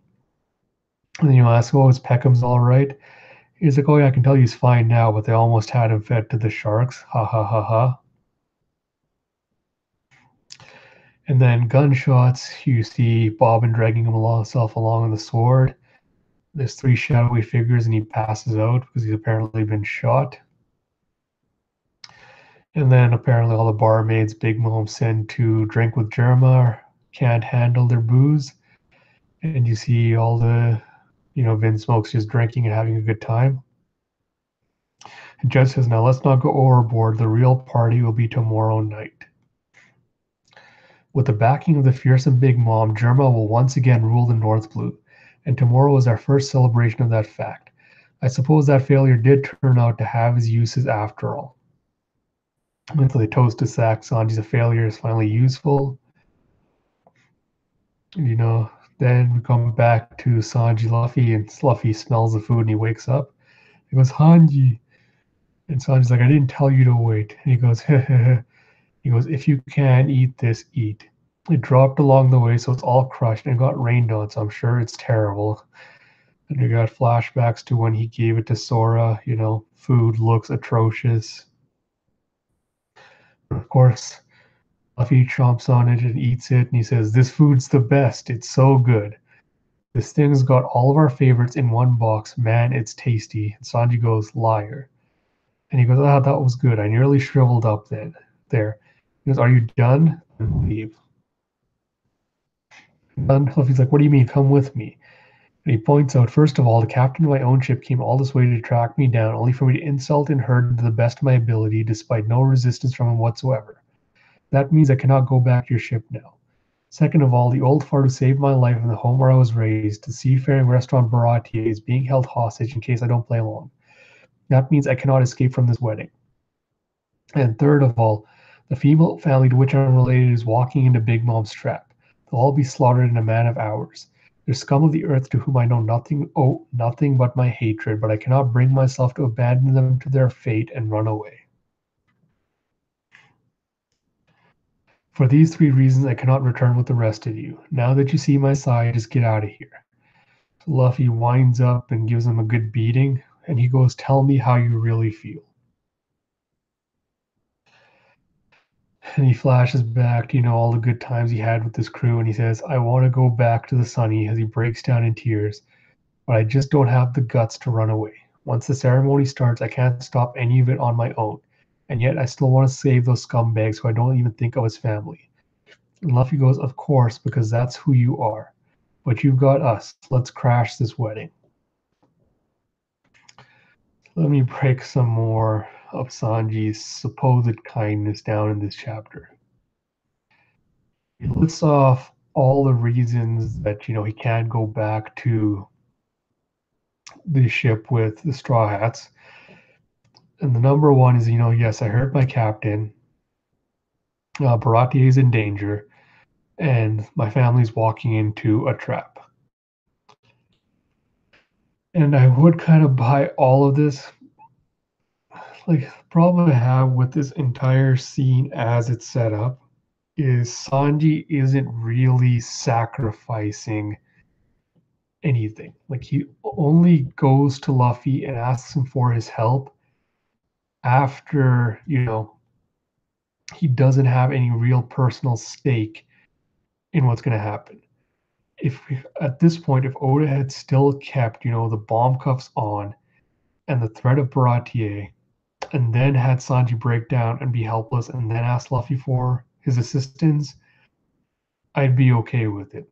This is a point I wanted to kind of bring up, and I wrote about this before in editorial, but later on in this arc, you'll see Sanji telling boldly to putting in the rest that Luffy is the man who'll become Pirate King. Like I'll have 100% faith in that. And but what does that really mean when someone in the Straw Hat Crew says that? The fact that I believe in you, you're the person that is going to achieve this goal. We've already established that Luffy said, if I want to do that, I want to be Pirate King because I want to be the most free person in the world.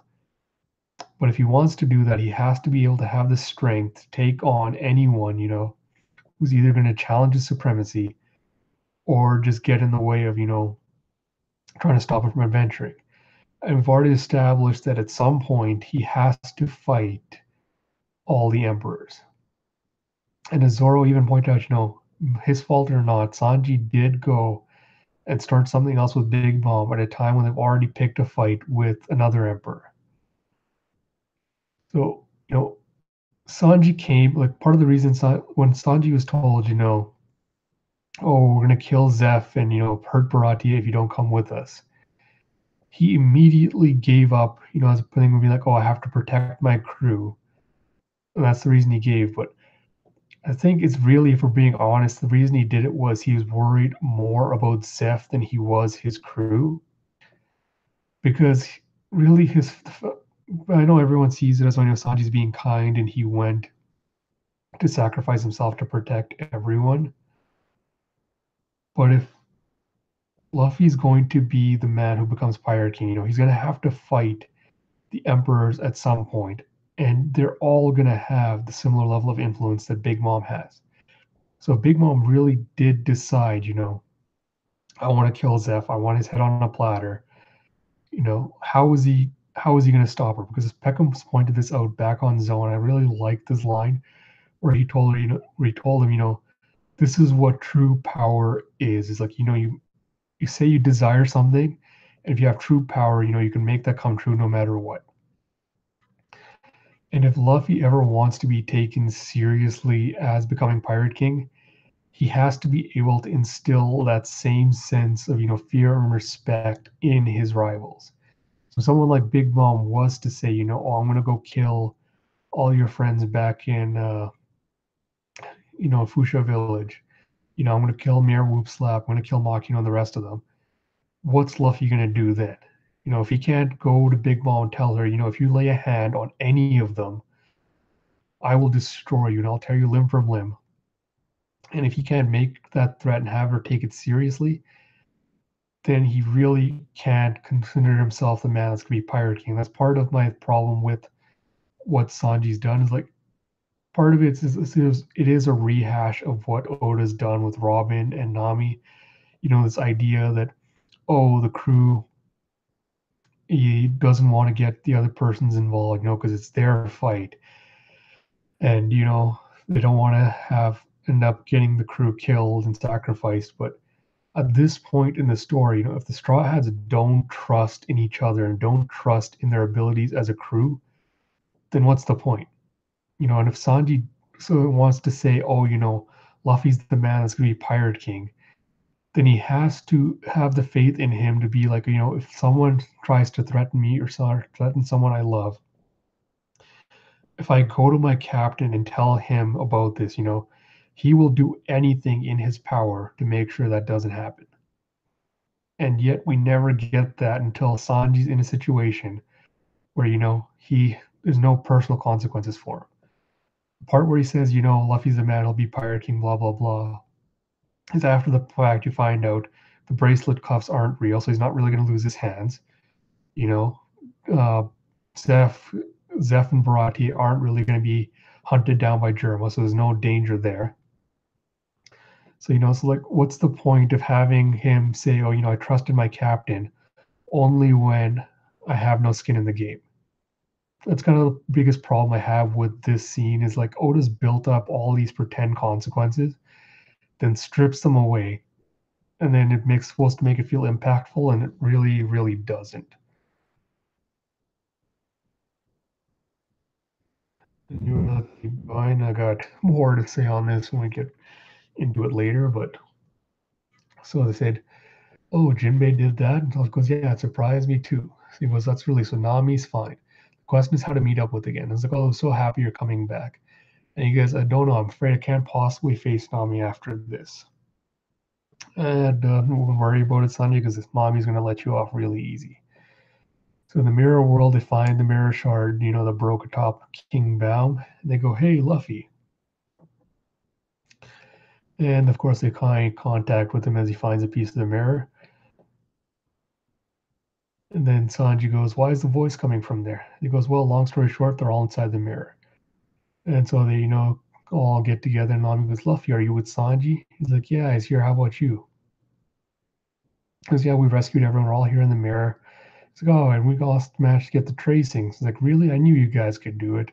And they all get flattered.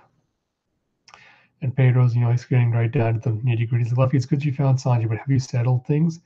Nope, Sanji's not coming back yet. Smash the Big Mom's tea party and the wedding, and we'll save Sanji's family. And after that, Sanji's coming back.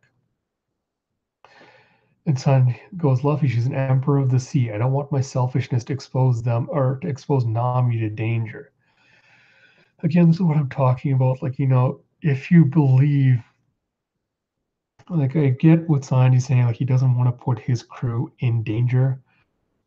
And part of it has to be, the idea that you have to trust your crew to be able to, tell them anything in your past and know that they'll have your back. And I know a lot of fans were also suggesting this is how Sanji's character development played out was, that he learned to place his faith in the crew. But again, he only does it at a point after which he has no personal skin in the game. So what does it really matter that he now says, "Oh, I trust you guys now," after everything else is done, and I don't really have anything major to worry about. Of course, crew is also happy that he's coming back, and Nami pretends to get mad at him, but that's really not going to matter in the long run at all. And then we're back to normal perv Sanji going, "Oh, what is that, a marriage proposal, Nami?" So Jinbei's like, "All right, so what's the plan going forward?" It's like, "We'll be igniting the wrath of one of the emperors." And he says, "We know, while we've seen the tip of our forces, there'll be a number of underworld figures coming to the party. And we only have 10 people in our group. So what are we going to do?" And so Jinbei says, "Are you familiar with Capone Gang Bedge?" And he's like, "Yes, he's one of the worst generation. He hails from the West Blue, where 5 powerful mafiosi had a stranglehold on the market. And Gang earned his epithet by basically brutally killing all of them." Like, this is the thing, like Oda brings in this whole, like, the mob motifs with, oh, he enjoys cutting the heads off like animals, and he has a horse rising around on the ground, which the Godfather reference. It's like, oh, he gets his kicks off on being cruel to animals, and he does the same to, various leaders of the rival gangs where he killed the leaders and then just watched them fight amongst themselves. And he's like, oh, he's truly a tasteless man. And so, there's a lot of people coming after him for vengeance. But even that's a game because, he's a walking fortress and no one's ever been able to take him out. And Jinbei continues, that's why he went to work for an emperor, so he could avoid, all the enemies he's made. And he says, before the upcoming tea party, he's been placed in charge of security. And if they're the guards, there's no one to stop them from getting what they want. And then Jinbei tells us, while the Vince Smokes are planning to slaughter, or while Big Mom's planning to slaughter the Vince Smokes, Badge is going to try to take Big Mom's head. And again, this is something else. Like, Oda introduces this idea that, Bege wants maximum chaos. He's cruel, he's ruthless, and this and that. And he forms an alliance with Luffy, and he never actually tries to, you know, betray him at any point or try to, you know, enact what he did with the other mafioso families. So he tries to take out all the big heads and let them squabble amongst themselves. And like Oda's like, Oda, if you're going to introduce this concept that this man is ruthless, he's what you expect a typical mafioso boss to be, but then you say, oh no, but he's honorable, so he would never do any of these things. What's the point of introducing those personality traits into the story? And I might as well just leave it out then. And then Sanji's like, what's going on? It's like a whole nest of conspiracies. Oh, well, really? So they find out that, they tried to bring Peckham's in onto their plan, but he wouldn't accept, so they shot him off a cliff. And Luffy gets mad, and he's like, oh, this Bege is really going to get it. Again, Luffy completely forgets about that and doesn't care after a point. So then Jinbei says, yes, maybe it's not fair, but you shouldn't be making an enemy of Bege. If you want to crash the Tea Party, why don't we team up with him?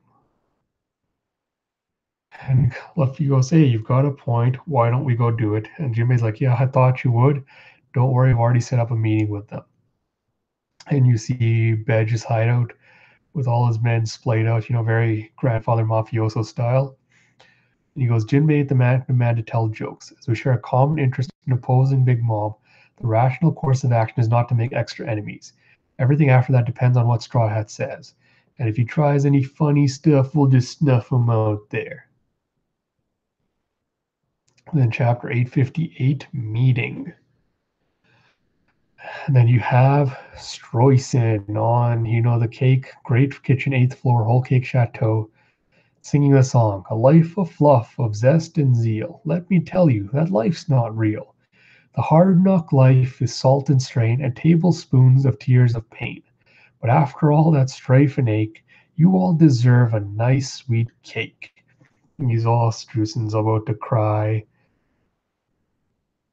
Then you go to Eastern Cove of Whole Cake Island where Peckham's is trying to get up and he goes, no, stop it, Peckham's, you must rest and recuperate.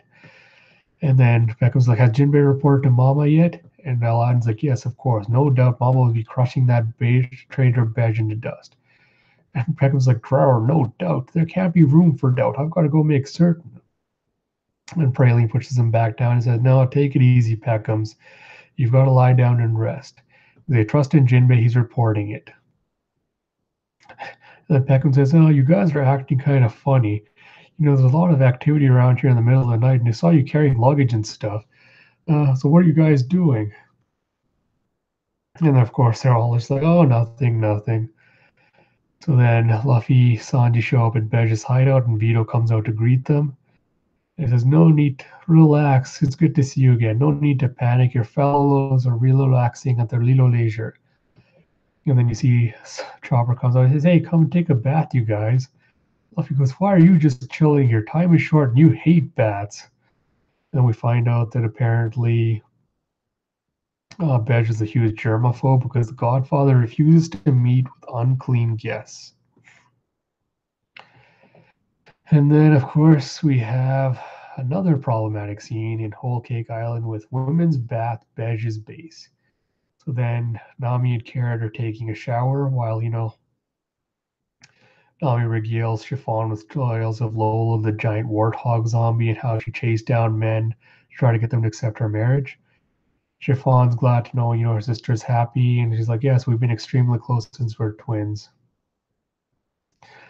And Nami's like, yes, I'm sure she's still pirating away, having a great time, and I wonder if she's found a husband yet. And then Chiffon was like, oh, it was a huge scandal, when Lola ran away. And there's a reason Mama's hated by all the giants around the world. And Nami's like, oh, the giants? Is that why there are no giants at Totoland despite all the other races being represented? So Chiffon tells her one day Lola had a surprise suitor who claimed it was love at first sight. It was none other than Prince Loki of Elbaf, land of the giants. And Nami goes, a prince? Ooh la la. And Chiffon goes, Mama practically cried with joy. If Lola became a princess of Elbaf, she could overcome her long-standing antagonism with the giants and even gain use of the Elbaf warriors, the fighting force of what's held to be the mightiest nation in the world. I know, like, we have heard a lot about, like, giants and, the government wanting to do gigantism and things, or participate in gigantism research in the world, presumably because they want powerful warriors. But I don't think we've seen a single threatening giant in the actual series. Like, every time we meet one, they've always been taken down relatively easy. So it's like, if Oda wants to convince us that giants are an actual threat, maybe he shouldn't stop nerfing them so badly. And then Tsunami's like, I see, so that's what she ran away from. It all went downhill from there. They tried to pass me off instead, but they realized I wasn't alone. Things got even worse with the giants. And she said, so after that, Mama gave up on trying to get real giant and instead started putting funds into research on gigantism, yeah, gigantifying people instead. And she's only gotten madder at Lola as time has passed. And this is the part where I really fell in love with Chiffon as a character and like was the most relatable to me. She points out, Big Mom would beat me and abuse me for years and years. The scars were constant, and I was afraid my own mother would kill me. Now I don't even think of that monster as my parent. But Lola's so absent-minded, I'm sure she has no idea I must have felt the murderous rage for her. And Chiffon says, when Bej mentioned assassinating Mama, I didn't feel a single thing. Does that make me awful? Well, it's the truth. Before we move on, I kind of want to point out something that's problematic about this scene. Chiffon's out sitting outside the tub while Nami and Carrot are having a bath, fully dressed. And yeah, you could argue that it's because, Nami and Carrot were the ones that were dirty and they were the only ones that needed a bath and Chiffon didn't. Which, like, it would have been a viscerally powerful moment if Oda had Chiffon in the bath with, Nami and Carrot, and we saw the scars on her back from, all the abuse Big Mom's inflicted on her.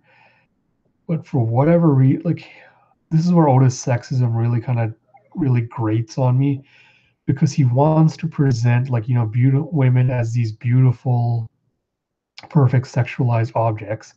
So he has, the conventionally attractive women of Carrot and Nami with their hourglass figures, and he puts them into the bath because he's basically presenting the ideal that these are what the ideal women look like. These are the sexy ones. These are the ones that need to be, you know, sexualized, and is presenting his standard of what he considers beauty. It kind of is a kicker in the balls that he didn't have Chiffon in there with them. Not that I'm really saying like, oh, he should have sexualized Chiffon as well, but it would have been nice for him to show that, yeah, I will present like all these body types and they all should be accepted as, as they are. And this really plays into like the biggest problem with Sanji as well is he's also attracted to conventionally attractive women, but I'll get into that later when we get to the pudding stuff. So then we have, Brooke and Luffy coming out of their bath, and he goes, "Oh, I'm missing a tooth." And Brooke goes, "I'm have a crack in my skull." And they drink the milk and heal it all better. And this is another scene I had a problem with. Like the first time I appreciated the gag of what happened, but I don't like the fact Luffy just grew his tooth back because to me it was a powerful reminder to Sanji of what he had done. And I really wanted him at the end of Whole Cake Island to apologize for what he did, and what he did to his captain. And it would have been nice to have him notice the tooth and be like reminded of, this is what you did. And Oda kind of just wipes it all away so you don't have to, have any. It's just basically him erasing consequences again. And they'll come into a later point to have, but Luffy in his fight with Cracker gets his arm deeply sliced into. He spurts out massive amounts of blood. In the prison, he does the same thing when he's wrapping his arms around himself. He almost tears his arms off, and yet he doesn't have, a single scar. Back in like way in the pre-time skipping arcs like Arlong Park and like onwards from there, or even after Thriller Bark, injuries carried forward for the characters like for days onwards. and it actually factored into the plot. And it seems like back then, I don't know if Oda was just doing that for convenience for like the events he set up. But now the fact that Luffy doesn't have a single scar on his arm, the lost tooth is regrown back, kind of seems like he doesn't consider consequences to be serious anymore, and he seemed to kind of want to reset the clock so it would make the victory against Katakuri more believable. And again, it just seems like a downgrade of Oda's writing from where he was before to where he is now. And so they go, 3 hours until the tree party, and then Brulee is trying to threaten Chiffon by saying, Mama will never forgive you. And Chiffon says, well, you know what? Forget it. I have my own family now. I don't really care what happens. And then Bej finally comes in and, finally get a shot from the other side with Luffy staring at him. And Bej's like, all right, we're going to decide whether we're going to do, whether we're going to be working together or not. And so, of course, Luffy's been intensely concentrating, and he finally realizes that Gangster Guesty, is actually Caesar Clown. And then, of course, he's just like, oh, I want to beat you up for what you did. Or Luffy tells Bej, I want to beat you up for what you did to Peckhams. And of course, everyone's pulling back in this chaos. And then they ask Jim Bass, you like Big Mom? And he says, I hate her. So that makes us allies. And so Luffy says, all right, so what's the plan? And then that's the end of volume 58. So now after this, we're going to go into the Shonen Jump chapters. Again, I already downloaded them onto my computer, so it's easier to read, so I don't have to keep flipping back and forth. So go to chapter 859. So Sanji goes, I'm not particularly interested in any plan to assassinate Big Mom, but is she even the type of person who can be killed with guns and cannons? If you ask me, she's like a blimp made of steel. How do you kill someone like that? Again, so Sanji loves women. He'll do anything to protect them and treat them nicely. As soon as the plan comes in to kill Big Mom, then he suddenly, stops caring. And he's like, all right, sure, I'm totally on board with this plan to kill her. And then, of course, assassination requires a job to be successful in a snap. Otherwise, we'll be surrounded with and dealt with promptly. So it says, Capone basically lays out his plan. He says, I'll make it simple. Under the circumstances, I can have Big Mom dead in 5 seconds. And he goes, 5 seconds? How are you going to do that? And he says, our plan began with the capture of Caesar here. And then Caesar says, don't call me that. Call me Gastino. He's like, once the plan is over, give me my heart and set me free. That's the deal, and don't you forget it. Otherwise, I'll take the life of your firstborn son. And of course, Lola tells him, oh, don't worry, Badge is a man of his word. Again, seems to go completely against what we learned of him. So Caesar brings out his master diabolical plan. He says, check out these poison gas shells. It's the KX launcher. One will do the job, but I've got 2 extras just in case. It feels like the Straw Hats at this point kind of know that Caesar's plans have horribly failed. He's a terrible scientist. So why are they even trying to attempt to use his weapons? So Bedge brings up, when she's healthy, no needle can break Big Mom's hardy skin. You won't find many weapons in the world that can harm her. So, like, what are we going to do? And he's like, there's 2 conditions necessary for the KX launcher to do the job, and we need to make sure no one can stop us for 5 seconds. And the optimal conditions for that happen at the tea party. He says, we've been under Mama's umbrella for 2 years, and she never gets wounded. She's basically like a giant tank, or a steel blimp, as Capone calls her. What he's saying, as it happens, I've seen Mama take a scratch on just one occasion, the case of Mother Carmel's picture. He says, yes, at every tea party in the seat across from Mama, there's a picture placed before an open seat. Mama considers this her most precious treasure. Is like a picture? Yes, the picture of Mother Carmel. That is Mama's one weakness. It's someone the mom owes her great personal debt to, and otherwise she's a mystery. But apparently she went missing and none of the family knows much about her. So it's at the tea party. A waiter accidentally dropped the photo, and Mama's reaction was stunning. She dropped to her knees and she screamed so loudly, all we could do was cover our ears and protect our eardrums. And Benchpoint says, in addition to the scream, she unleashed her own hockey of the Supreme King. And when she would believe it, in that moment of shock, she scraped her knees bloody. The idea that this monster shed red blood was the biggest surprise. Once she gets like that, her body loses defensive resistance. So he says, what do you suppose will happen if you split that picture in two at today's tea party? She'll grow weak and we'll have 5 seconds where everyone will be paralyzed. And that's when we use the KX launcher and destroy Big Mom. And so Chopper's just like logical when asking, won't the screens paralyze us too? And he goes, not if we have these, the invisible Symphonia system. And he's like, you mean earplugs? And Fluffy goes, hey, if we're going to breaking a picture is going to cause that much chaos, let's save Sanji's family during that too. And Badger's like, don't act like it'll be easy. You'll have 3 seconds between the breaking of the picture and the fit. If you can survive for 3 seconds before she starts up, surrounded by the fierce Big Mom pirates, buddy, you've got to be a miracle worker.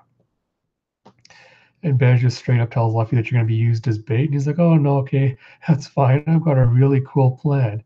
Chopper's really excited. He's like, oh, what is it? It's going to be fun. And Luffy's like, oh, I want to spoil the surprise.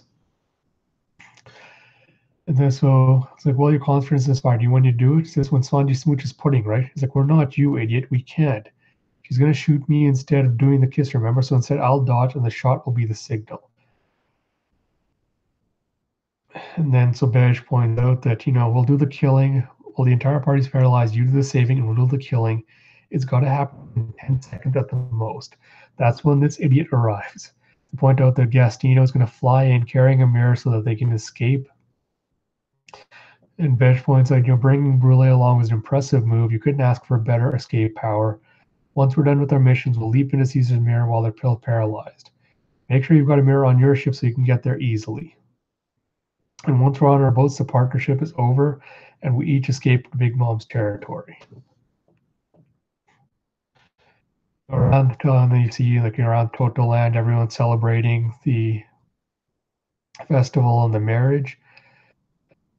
And then you see Big Mom freaking out because, she thinks Brooke is dead. She goes, oh, no, it's not moving.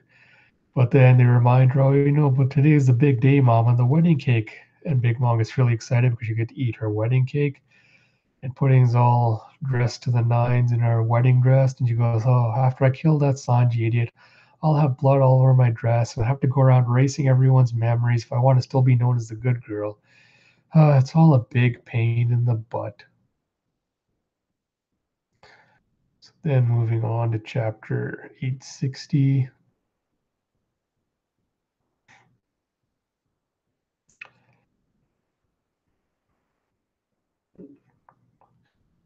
And then you see Eastern and Coal Cake Island, the Sun Pirates are about to take off, and Peckham's like, where do you think you're going? And they go, sorry, Peckham's, we're leaving. We're had to wait till someone finds you to untie you. And at least they've left him, a little bit of water and food there so he eats. It's like, what's the big idea? Does Mama know about this? And I certainly hope she doesn't. Green Bay's like, it's a sheer miracle I was able to hear Peckham's story right now. I can't imagine the plan to assassinate Big Mom will achieve its effect because it's so dumb. But if Luffy's group hears about the plan to assassinate the Vinsmokes, they'll doubtless risk great danger to save Sanji, and I can't stand by and do nothing with our lives in danger.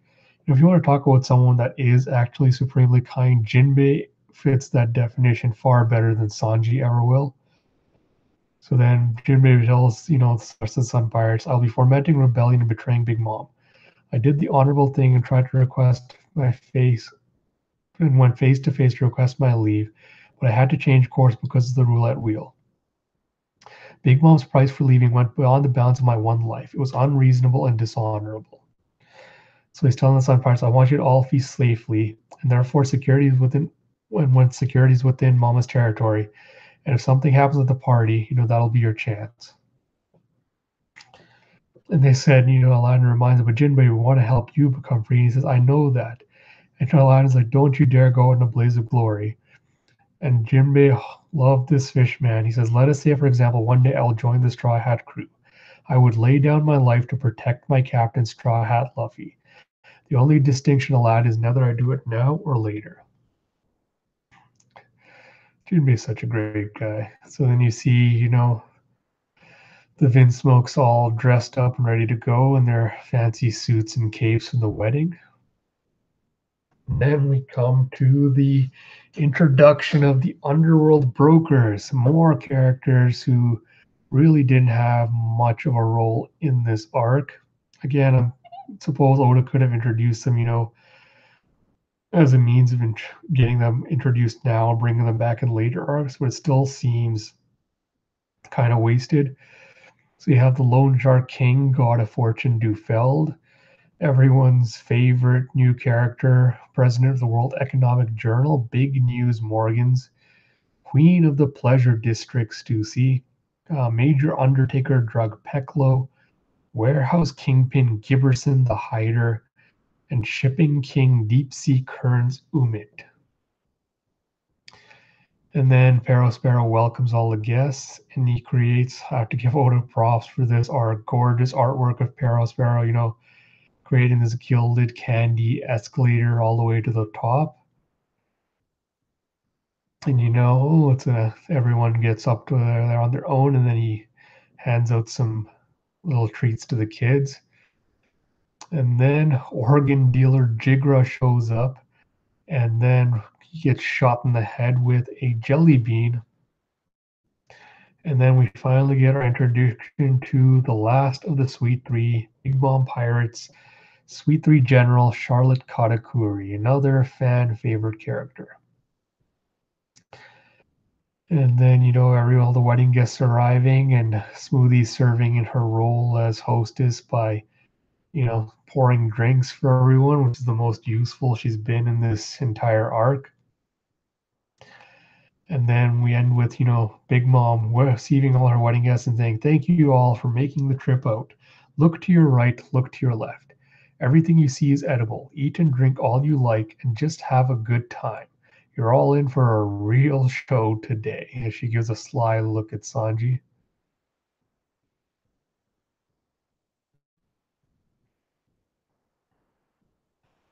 And then next chapter, we have the rooftop of Whole Cake Chateau, and Vito's, spying on everyone. He's like, "Oh, look, there's eldest son, Minister of Candy, Perospero. Their eldest daughter, Minister of Fruit Compote. Another daughter that doesn't get, eldest daughter, and she doesn't get to do anything useful during the arc." Then we have second son, General Katakuri, 14th daughter, General Smoothie, third son, Daifuku, fourth son, Oven. Man, my mind can't fathom all these lethal monsters. And then, of course, one of the chess keepers brings in the entrance of Mother Carmel. And Big Mom goes, "Ah, yes, there she is, our mother." And someone asks, "Who is Mother Carmel? And what is your connection to her?" And Big Mom loses it and goes, "Don't you dare pry into my precious memories," which seems like a bit of an overreaction. And of course, then all the guests are bringing Big Mom wedding gifts in honor of her daughter.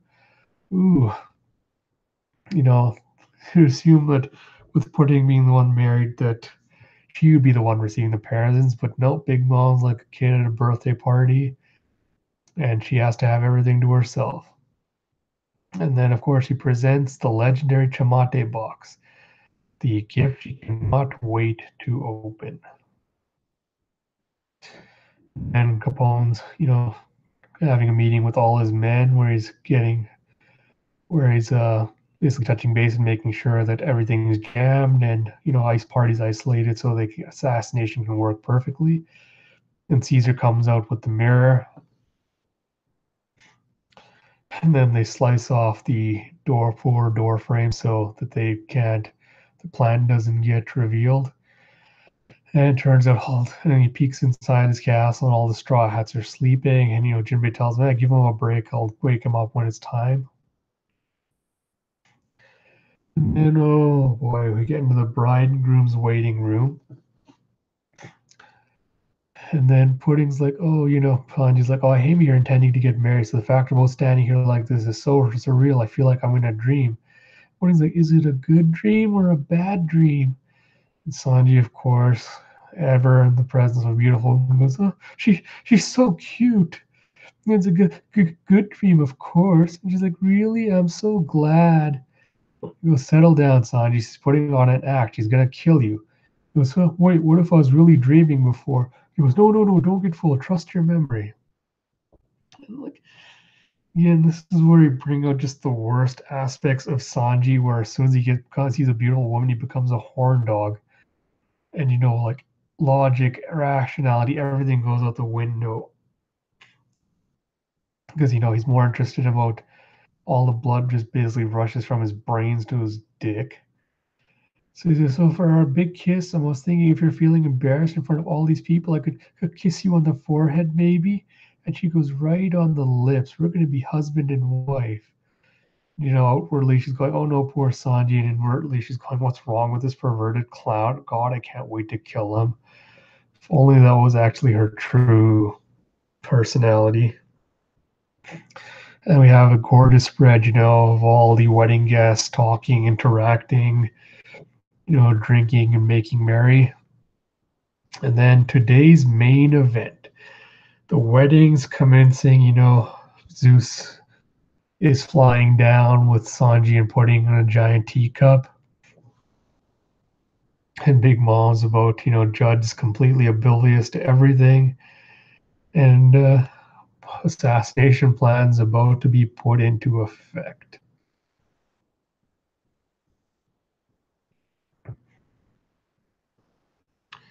Chapter 862, Jinbei wakes up Luffy. Oh boy, the more Sanji putting inwardly thinking, Song will be a requiem, Sanji. And she inside, she's going, oh, Sanji, I'm so happy. And Sanji's going, I am too, Pudding. And Inwardly saying, come on, Sanji, keep your wits about you, lose your cool, and you die. And then they bring in the giant, absolutely enormous wedding cake, with skulls and towers and everything. And Big Mom can't wait to eat it. And there's a giant altar for the bride and groom on top of the cake. And then Mom was like, oh, yes, it's very soon about time for us to kill the Vinsmokes. You know, And then the priest goes, do you take this woman to be your lawfully wedded wife, to have and to hold in sickness and in health, for richer or for poorer? And then, Sadakuri suddenly has a vision of Pudding falling to the ground. And you get the moment, one of the controversial aspects of Cold Cake Island, then you may lift the veil and kiss the bride. Sanji goes, I'm going to lift it now. Pudding goes, go on, Sanji, get a look at my hideous third eye. Of course, Sanji sees it and goes, what a beautiful eye. Pudding starts crying. And he goes, oh, so sorry, I just got entranced. And she goes, what's taking so long? What are you doing, Pudding? And then Pudding breaks down and goes, what is he saying? Don't give me that crap. Not once since I was born has anyone ever said this eye was beautiful. And you flashback to Big Mom saying, even as your mother, I've got to admit you're a creep. Grow out your bangs, Pudding. People calling her, ew, monster, you're gross. And look, she's got 3 eyes. Ew, stop it. Wah. And then she stabs the child of doing it, saying, I won't let you laugh me without a fight. I'll go after every single one of you and eliminate you all. And Pudding, he goes, damn it, I'm gonna kill you. And she goes, I'm a hideous 3-eyed monster. And of course, the priest is about to shoot the bullet, and Todoroki's like, no good, he's gonna dodge. So he shoots off a jelly bean, and Sanji dodges the belly bean instead. It hits the priest. And then they think that is the gunshot signal. And Luffy comes and bursts out of this crate screaming Big Mom with a bunch of Luffy clones. And the first time I saw this, I loved it so much. But I'll take a steep step back to talk about, oh boy, the pudding eye scene. So I've heard all the arguments for this scene, the idea that, Pudding has been spending her entire life being called a monster, being told she's ugly and this and that, and that's why she reacted so powerfully emotionally to this moment. And my biggest problem with this scene is still the fact that we're supposed to believe that Sanji would not have found Pudding attractive in this bit. You know, no matter what eye she has, what the perception of the people living on Whole Cake Island is, we as readers know that Pudding, being the conventionally attractive woman she is, there was no way that Sanji was not going to respond positively to her, no matter how many eyes she had. If she had extra arms, whatever, nothing was really going to affect his perception of her. And I think the biggest reason this scene fails for me on so many levels is we're supposed to believe that when he says, what a beautiful eye, it's not just him commenting on her beauty, although it is, but it's supposed to be like putting kind of finding acceptance in the fact that, oh, she's not ugly. But, it never really gets past this point of, this buildup of putting accepting herself for who she is.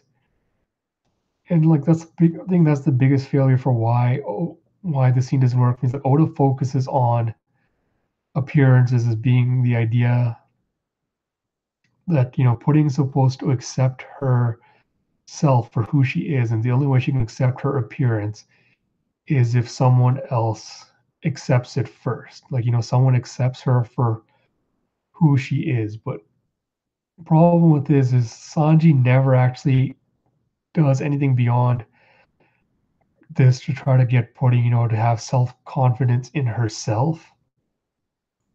And so when you try to put me in the scene, like, and try to tell me that, Sanji's response would have been anything but positive, it's really hard for me to buy.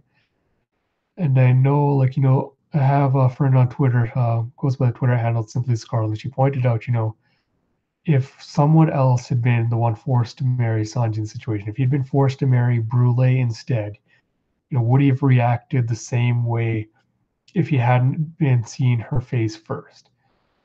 And I don't think I can legitimately buy that he would have.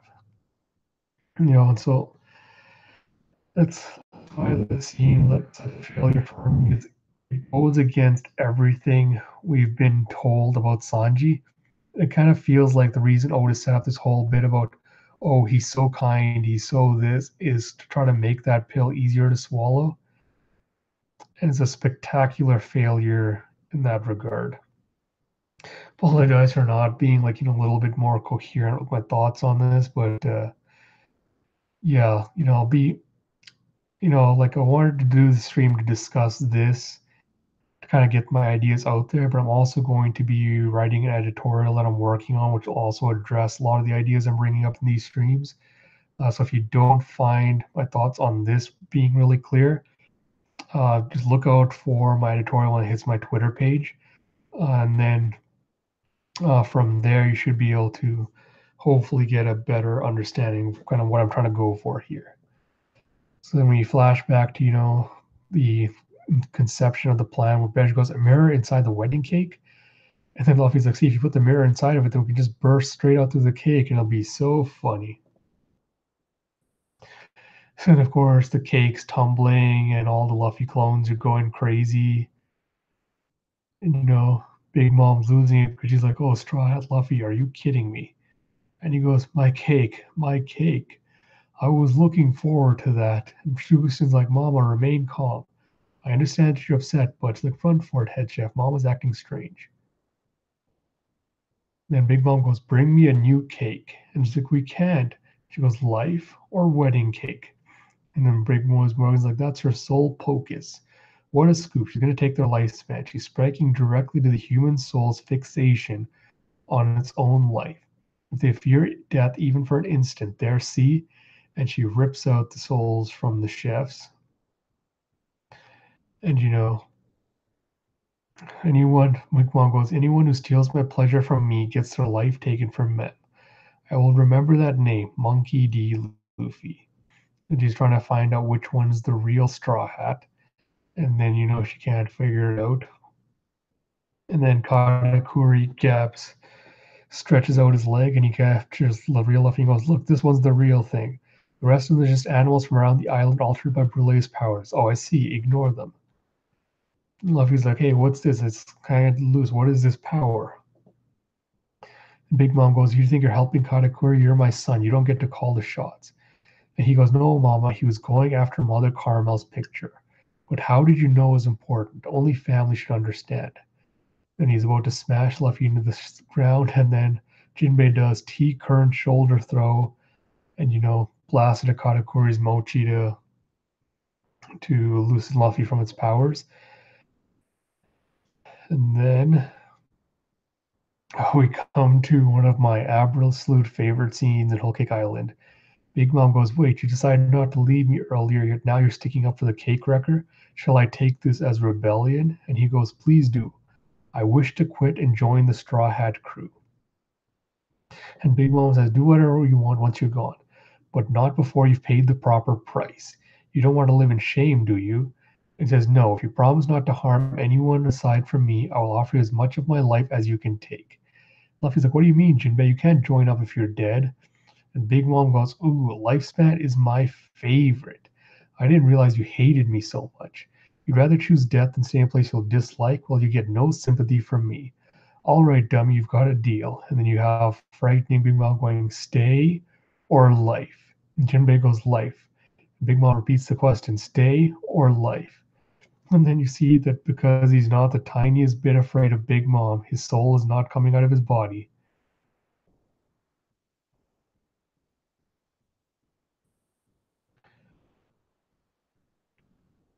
You get that epic scene, where he tells Big Mom, "I'm returning the cup to you.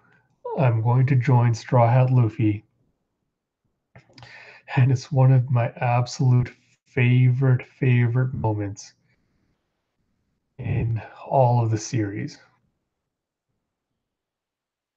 Paul tries to attack them because she won't let him get away. And then Brooke breaking the picture. Oh, I love this so much. He takes the little hammer and smashes the picture apart. And everyone's like, "Oh, who is that? Who is that?" And then he rips off his face. And everyone's freaking out. "Oh, he ripped the skin off his face. Gross." And it's Brooke's like, "No, this is my face." And then Big Mom is about to freak out. And then we go back to Sanji Pudding. Pudding goes, "Look, this is my true nature. Aren't you shocked? Aren't you disillusioned? Don't worry, you'll die very soon. I fooled plenty of people before just like this." And Sanji, of course, mansplaining it to her, goes, "Oh, even yourself, Pudding?" And she goes, "Shut up, what would you know?" Brother Daifuku tells her to get out of the way, or she can't do her job properly. And then Bench pretends to, try to take out Luffy, and then Oven and everyone else is getting involved in the fight. And then we cut to the Smokes being surrounded by Big Mom's family, about to be executed. And Judge goes, "What is the meaning of this, Big Mom? I trusted you. Even in the underworld, there's a kind of honor." And of course, the sons are going, "No, it's too late to complain now, Father. There's no hope for us. This candy has stuck us in place. They took our weapons at the entrance, even our raid suits. Looks like we aimed for the top and fell hard."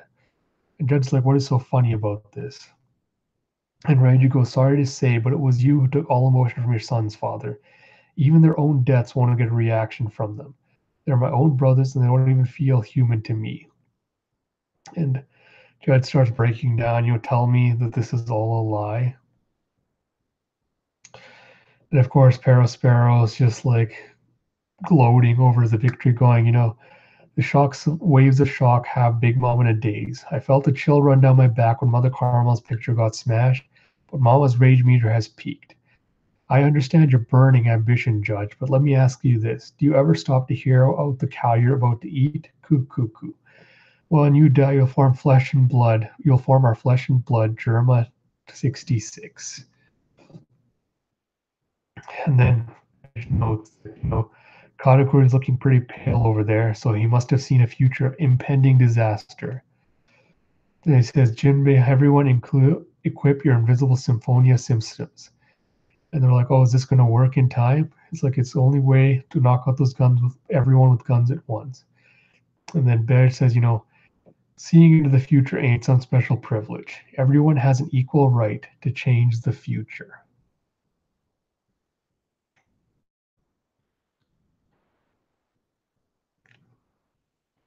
Then the next chapter, we get into Caesar, leaping out the mirror, going, sure. Just, and then with Brillo on the back, and he goes, okay, here's the mirror. It's the key to Allied forces escape. Once the mission is complete, my heart will be back, and once that's done, they'll all pay. So, he's peeking over the edge and watching to see what's happening. So Luffy grabs the mirror, and, Katakuri's going, oh, why are you sabotaging us, Bej? And he tells him, hurry up and shoot them, brother Peros. But Peros still can't help but, continue to monologue just a little bit.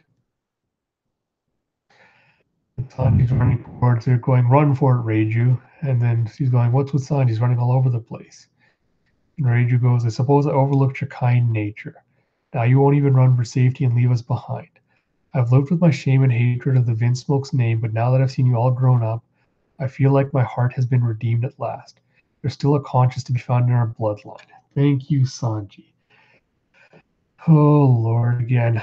Like, Reiju is just, again, being used as a tool for Sanji's character development rather than, being her own person. And it's really something that grates on my nerves.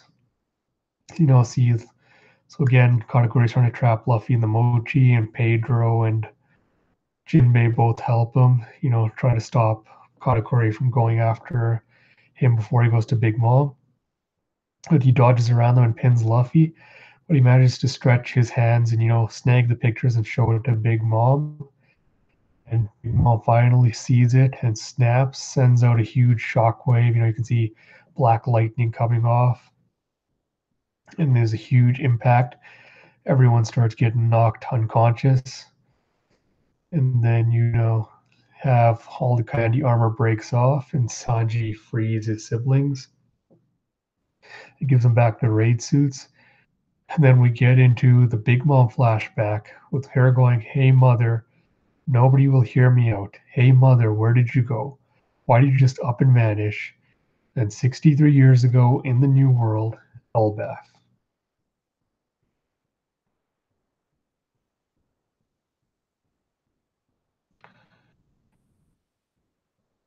So this is the island home of the warriors of Elbaf, the most famous of giants. You have Charlotte Linlin, human, age 5. I'm glad to clarify that she's human, that her growth, her gigantism isn't a result of like mixed blood or something else. You have little Linlin going, where are we? Mama, Papa, are you going somewhere? They go, Papa has a job to do nearby, Linlin. Will you be a good girl and wait for us here? It's like, oh, I want to go too. Well, we've got a treat for you today. You can eat all the candy in your backpack that you want. That's right. And she goes, ooh, all of it? Then I'll wait and be a good girl. Her mother's kind of going, oh, poor Linlin. And her father's going, it's okay, dear, where exile was a merciful sentence. We just couldn't, she was just too much for us. Linlin's just sitting there and waiting and waiting. We get to the next series. Giant warriors terrorized the world over 100 years in the past. But when the two captains of the giant pirates suddenly vanished, they passed into legend. After that, several of the remaining members, careless after the loss of their leaders, wound up captured by the Navy and sentenced to death, until the appearance of a wandering holy woman. Stop right there. Heaven seeks a peaceful understanding. Her name was Sister Carmel. Again, Oda has to go with, the conventionally attractive female designs for when the women were younger. And then the giants are going, Heaven, what nonsense are you talking about? After the terror they've been, the Marine, says, Heaven, what nonsense are you talking about? After the terror they've inflicted on the rest of the world? Brother Carmel goes, exactly. Why don't you understand? If you kill those men, the warriors of Elbaf will band together again, and they most certainly will swear vengeance upon humanity. Forgive these crimes, I'll show you the way. I will guide you to a brighter world where all people join hands and laugh together. And you see the sunshine parting, a ray of light coming down. Give Mother Carmel this. She really knew how to be theatrical. In time, she became Mother Carmel, and she founded an orphanage named House of Lambs that took in children without anywhere else to go, regardless of their status or race. Here on Elbaf, the homeland of giants, she served as a diplomatic bridge to unite humanity and its larger cousins. You see Mother Carmel surrounded by, all the other children of the House of Lambs, and she's 80 years old at this point. She goes, "It's all right now, Lillian. We can all parents come back." And Lillian goes, "Oh, thanks. I'm pretty hungry." And they're all like, "Whoa, are you huge?" You get a little bit of background of what kind of children are there. There's a prince chased out of his country after civil unrest, impoverished children who nearly fell into slavery, problem children whose parents couldn't manage them. All of them lived in a giant village where their past couldn't bother them. But most importantly of all, for a girl who's always bigger than everyone else, the land of Elbaf offered people homes and sites of her own size for the first time. It was a comforting place for her.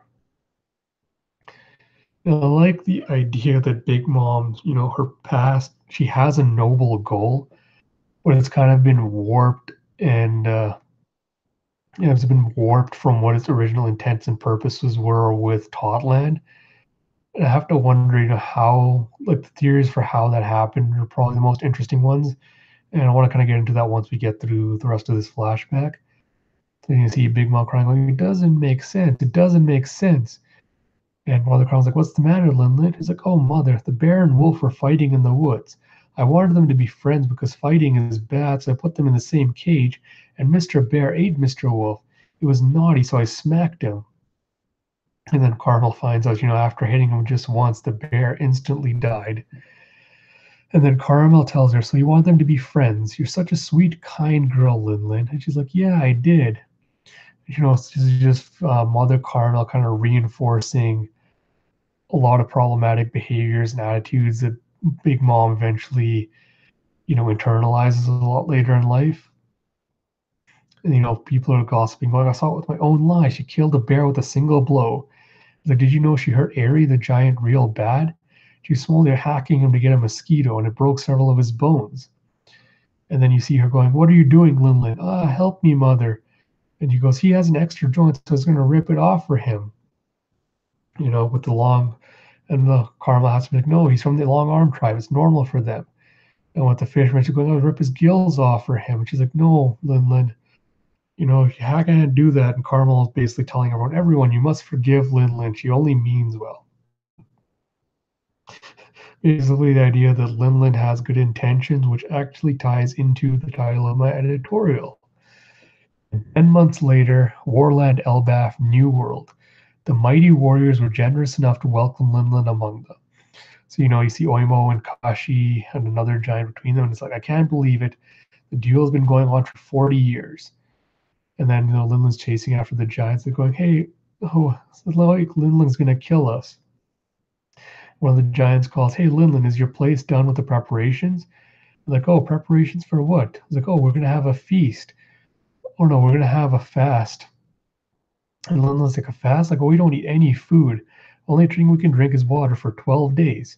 Linlin's like, "Oh, but I'll be so hungry." He's like, "Yeah, but once it's done, there's a feast." And then you see, Haruden doing his training. And then we meet, ba ba ba ba. That's the spirit, Raiden. Indeed. Bo ja ja ja ja. Then we meet Chief Beardhill and Chief Beardfall.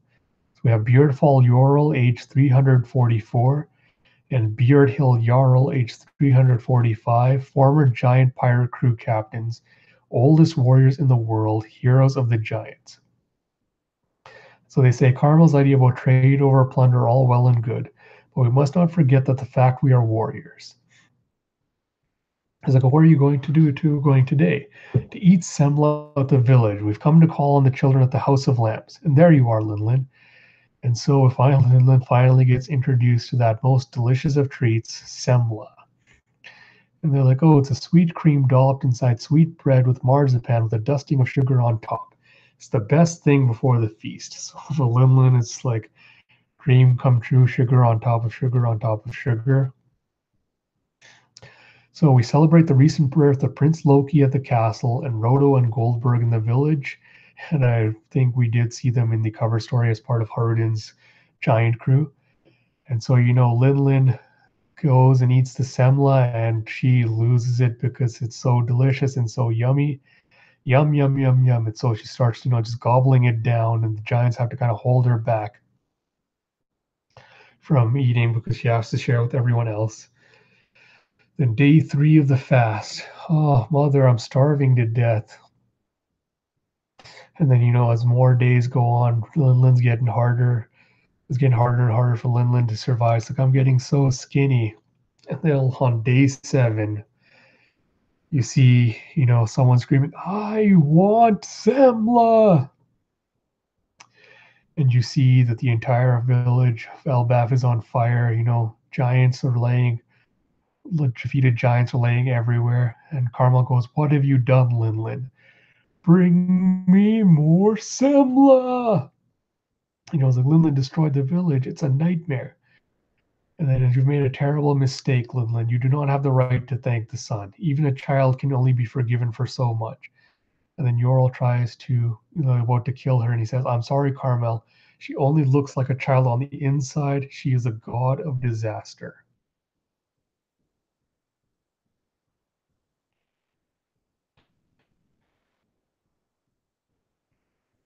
Then the next chapter, 63 years ago. Oh, no. You missed a page.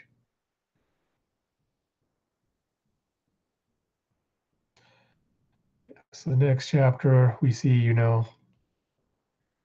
he knocks, Chief Yorl knocks her, gets knocked out by Big Mom.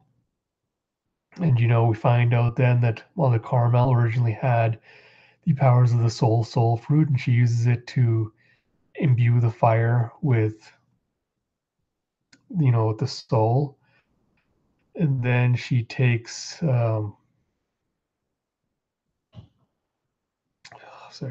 she takes care of the Linlin. Oh, she takes care of the fire, calls it Pandora, and she says, I give you a name. And all the giants, worship her and say, oh, this is a miracle.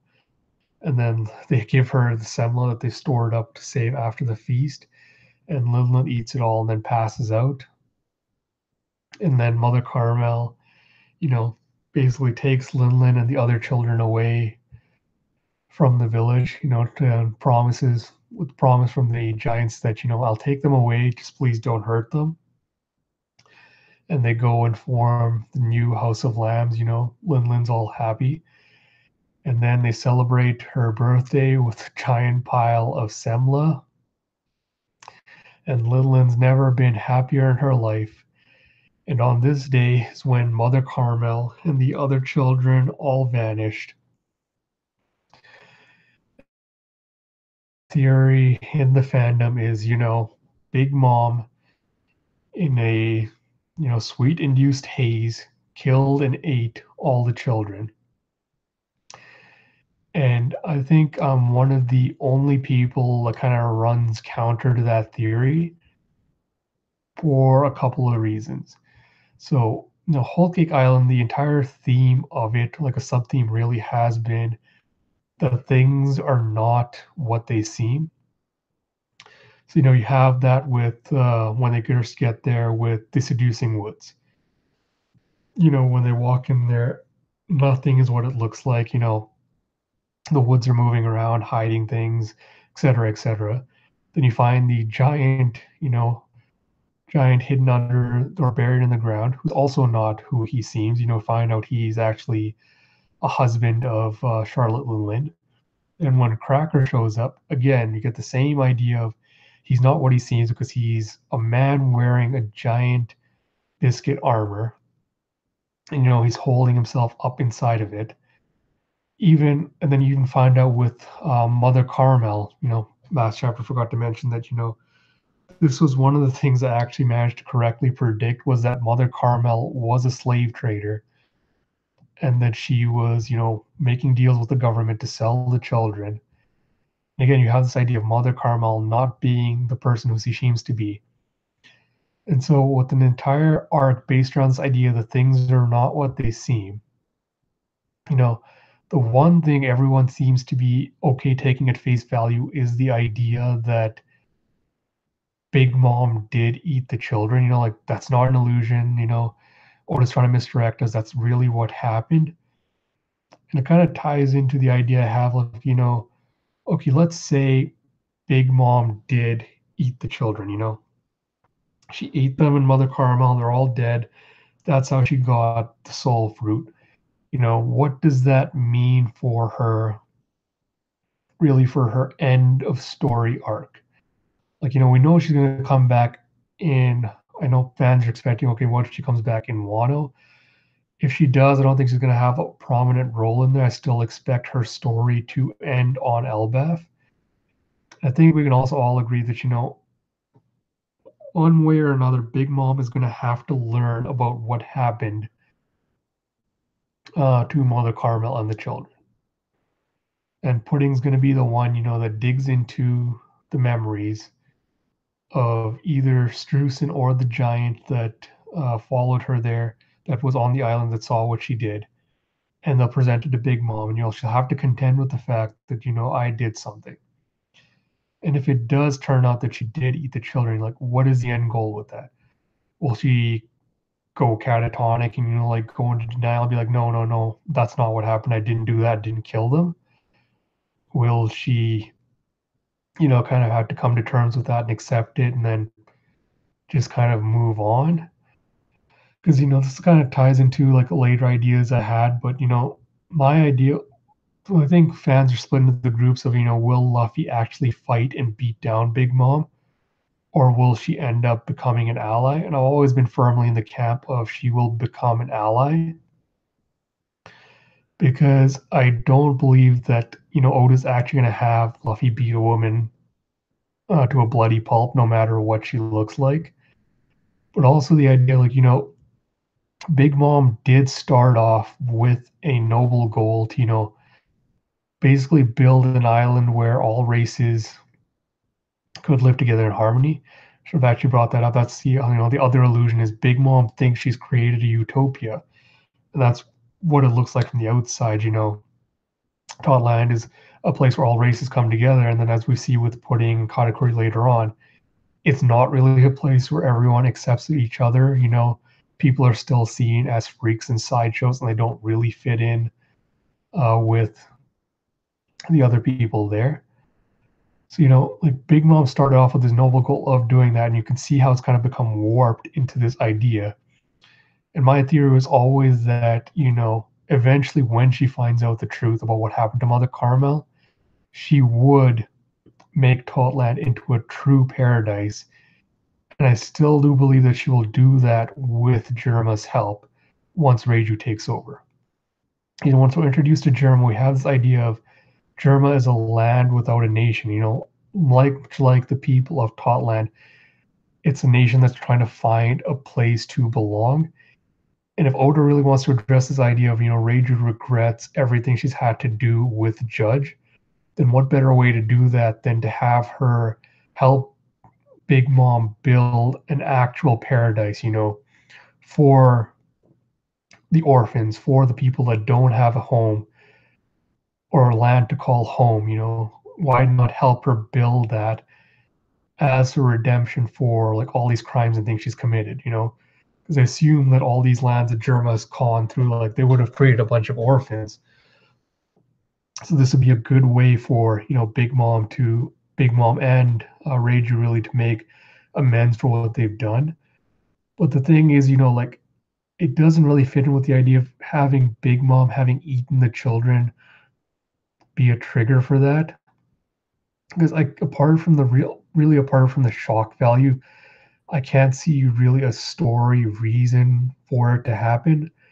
And it's never brought up again. Like if Oda could be just dancing around this point, kind of tossing a red herring. When we saw Big Mom rampaging at the beginning of this arc, and she was eating all the various food homies, going, "No, you're not the Crokambush I'm looking for. You're not it. You're not it." And why wasn't she, eating children or eating souls if she was looking for a specific taste? It's like the same thing we see going on later.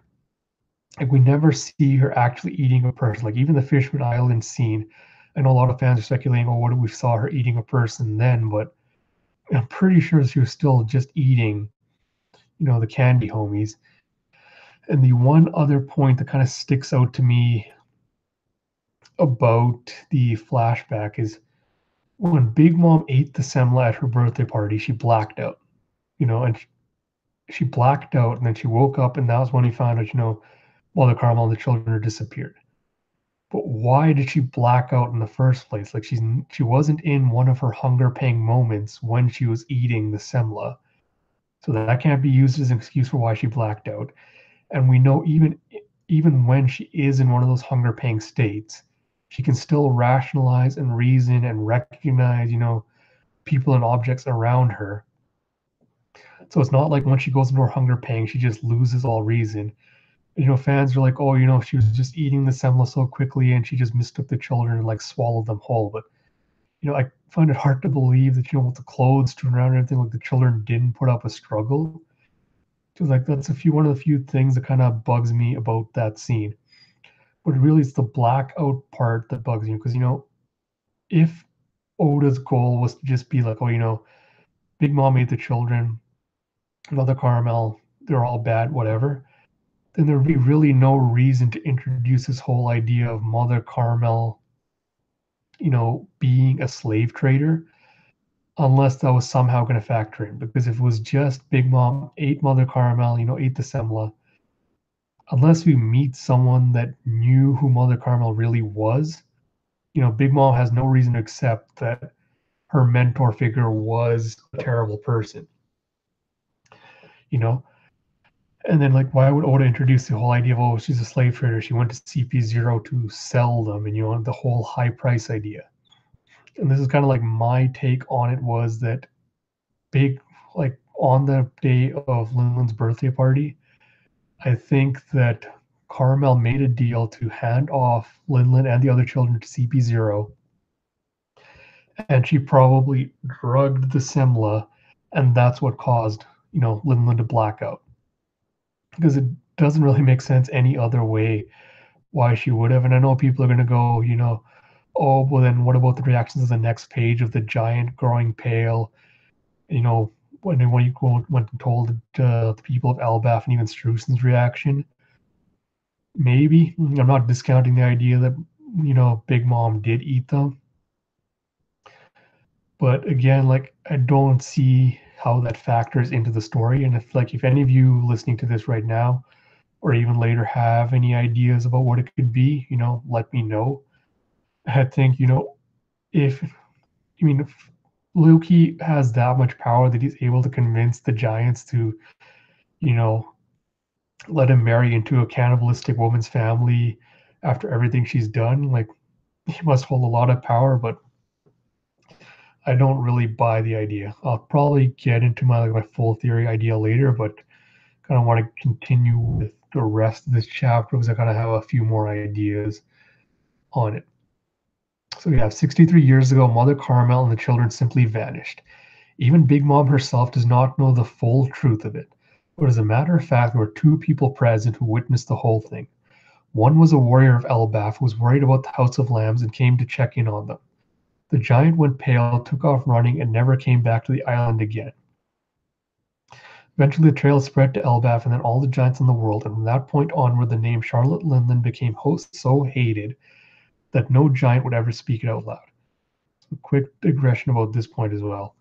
So if there's two people that saw the events, right, and Big Mom doesn't know the full truth of it, I wonder if they both saw, different versions of the events. I wonder if Strusen saw the entirety of what happened, and maybe the giant only saw really the tail end, and because he only saw the tail end, he made assumptions about what actually transpired and then passed it on. Because otherwise, I can't see a reason why you would need two people to witness this event. I mean, yeah, the giant was obviously there to send the news back to Elbaf, but again, like, getting into theory territory there. And then meanwhile, the other witness was a failed piratical cook who wound up living on the island by the name of Stroyson. He found this to be very entertaining. Never seen a monster like that before. So he had the ability to turn any object into food thanks to the power of the cook fruit. At this rate, she's going to die. What a waste. So he goes and introduces himself and goes, Care to speak of dreams, little lady? Who are you, mister? Where's mother? And he goes, Wait, don't come too close. She'll come back soon, I'm sure. I'll stay with you until then. Me around. It was the meeting of these two that launched the eventual Big Mom Pirates. Of course, Strussen's all worried because they're about to shoot her down. And they launch the KX launchers, and then Mud Mom goes, Big Mother, they're all trying to stop me. You flash back again to, let's make our own country, a land of dreams where everyone is equal. Country? That's right, a place where all races can coexist in peace. A land where everyone is at the same eye level. At the same eye level? That's great, then everyone can be big like me. If there are many such lands, the world would be much more peaceful and everyone could be happy. Peace? Is that your dream, Linlin? Yeah, I'm going to make a land that Mother would like. And see, again, this is the part I want to digress a little bit. So, I had always question how intelligent Big Mom is because, she seems like she has maintained this child's mentality throughout all her years. And I know part of it can be attributed to the fact that, no one's ever actually stood up to her and called her out on her horrific actions or tried to correct her ideals because they're so afraid of her strength. But back when she was 5, like she had good intentions, and you can see over time how that's becoming warped. And you have to wonder, is that just Stroysen's influence on her? Him nudging her, basically him acting like the devil on her shoulder, nudging her towards doing these things, or is it a mix of partly Big Mom and partly Strusen doing it? Or, my other idea, which is a theory I have personally, but I'll get into that probably closer to the end in part 3 of this stream. So, you see teenage Lin going, Peace in a land of dreams. If you do as I say, then everyone will be happy. Those who disobey are just being selfish, so I have to kill them. I probably should have mentioned, also the idea that Linlin's maintained of, equality, meaning everyone has to be at the eye level, which is like a literal interpretation of what Carmel told her, which also kind of reinforces this idea that she has a childlike mentality. So then you go Linlin going, I'll make everyone gigantic someday, Mother, then we'll sit at the table again. But someone's still not listening to me, and now I'm so sad I can't stop crying. They took my only picture of you and they broke it. I'll make them pay. I'll make the Straw Hat crew pay for their sins. And then the KX launchers explode in midair as Linlin screams of shockwaves just blow them up.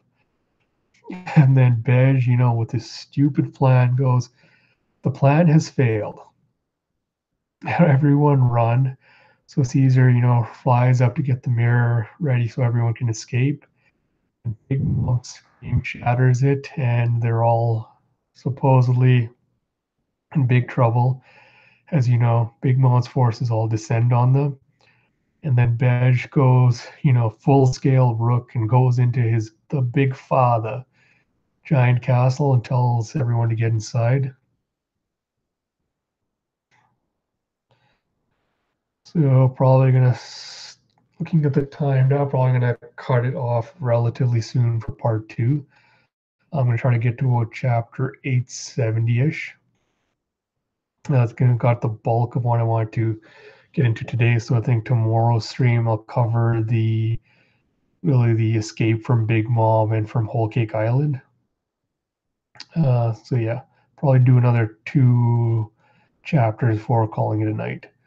So we got everyone saying they're saying into the castle, and Big Mom still screaming, and then Dufeld of course takes the mochi cakes that Katakuri made for his family to block out Big Mom's screams, and he spots the tomato box. Big Mom reaches back, manages to snag Brulee, and then was it Big Mom or was it Katakuri? Oh no, it's Katakuri snags her and drags her off. You see everyone being the Straw Hats trying to get away from the Big Mom crew and get into the castle. And you see Sanji staring down Judge. And then you see the Germa finally, once they're free, doing their whole Germa transformations. And you get, the introduction of Germa 66. I really love the very Sentai spread here, with the Doll Mauler doing their poses and the big blocky Germa 66. Then, Parasparrow's like, oh yes, Germa science. So that's what their memory armor looks like, and flameproof too to boot. It really reminds me, like this comes into another theory I'll also say for part 3, but Germa's memory armor really reminds me of, what Frankie saw in the blueprints for Vegapunk's lab with like the shape alloy armor that he managed to use to create that Frankie eventually utilized, with the Wapol metal.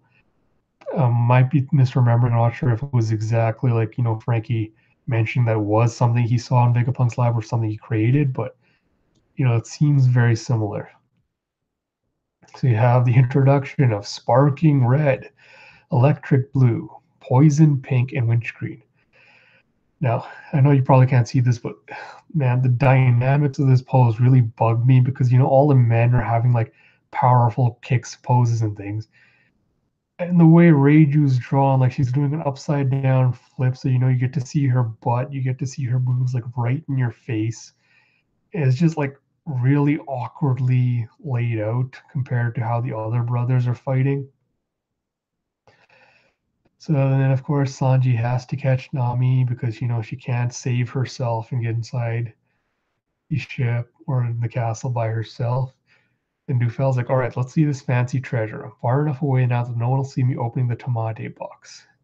And then, of course, the ground quakes beneath him and he loses it and it goes tumbling over the edge. And Bez shoots some cannonballs at Big Mom, but Sparrow puts up a candy wall. And then all the cannons in the castle explode because Katakuri's jammed them up with mochi. It's like, so we're surrounded by Big Mom's crew, and now we've got to hole ourselves up in the castle for a battle we can't hope to win. And then, they're like, oh, it just goes to show how much greater the emperors are. So then Besh says, it's time for you to get your heads in gear. That's what. This castle is me. It's hardy, but it ain't invincible. If the castle gets destroyed, I die, which means the castle disappears and you all get tossed out. And then Besh, suddenly falls over. He starts spitting up blood. And Big Mom's going all King Kong on his ass. And as the Big Mom is back in her right mind again, and she's like, all you get out of the castle. She deals a powerful punch and starts doing damage. And she goes, show yourselves. Bedge is starting to bleed. And Big Mom goes, wait, what is this, Bedge? Did you betray me?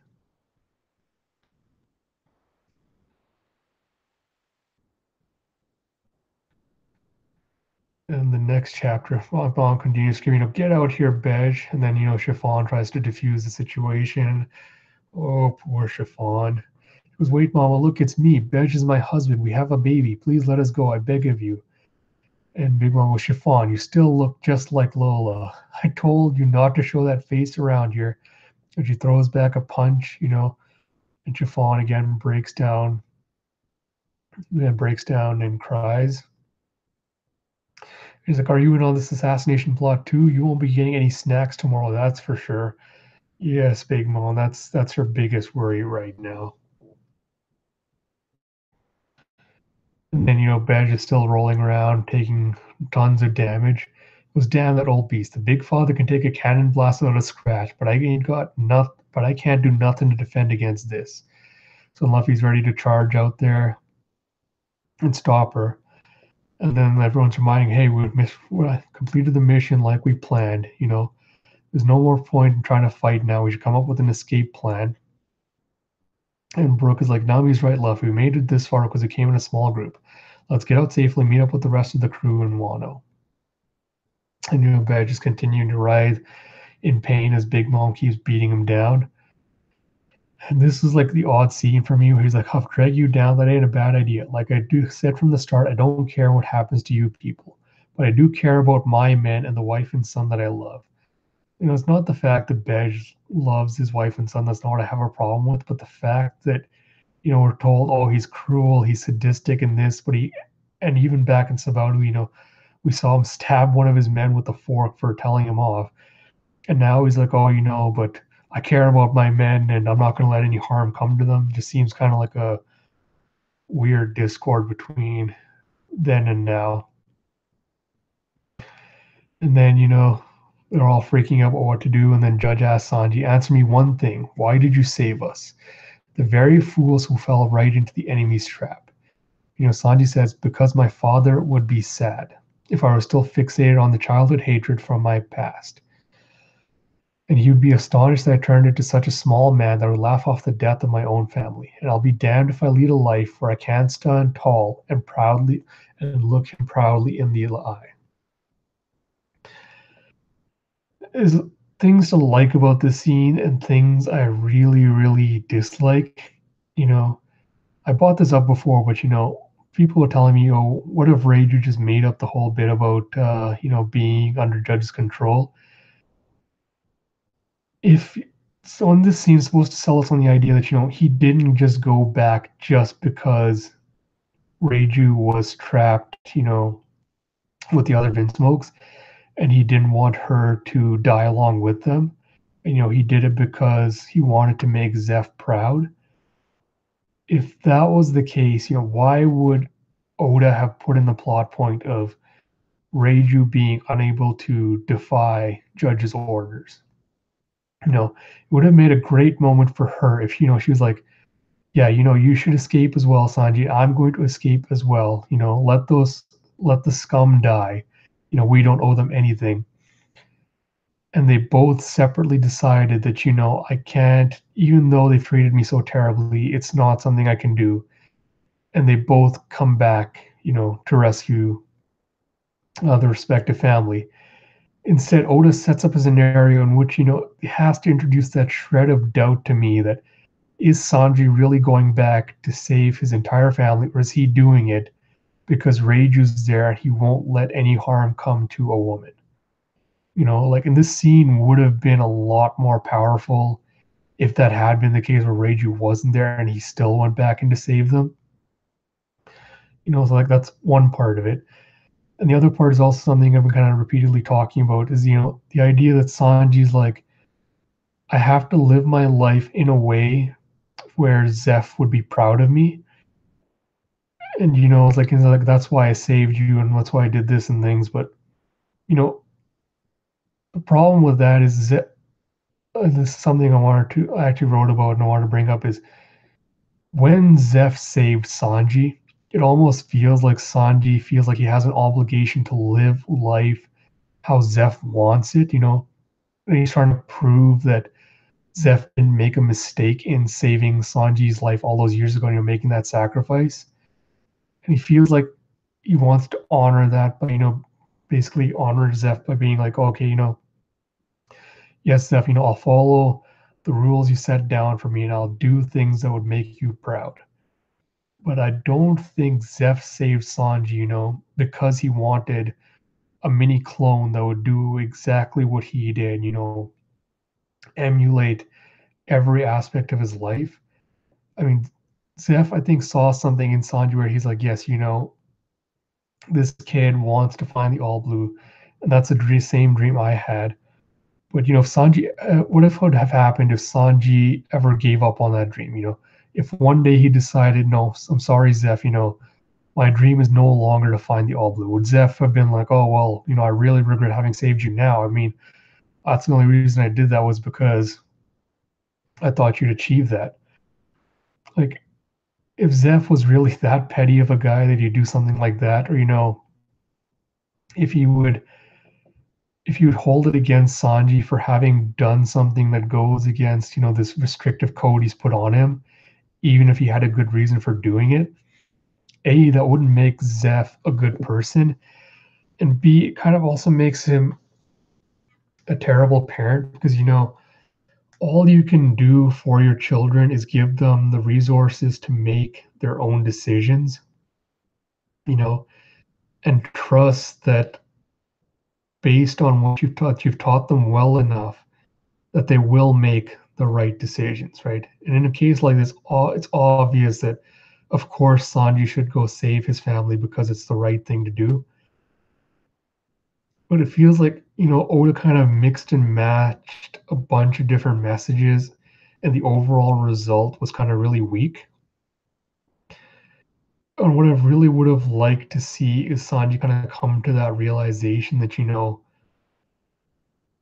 just because, if I hit a woman or if I do something, that goes against the code Zeph taught me, does that really, is that really going to be like a permanent mark on my record? Like, is it really going to define me going forward?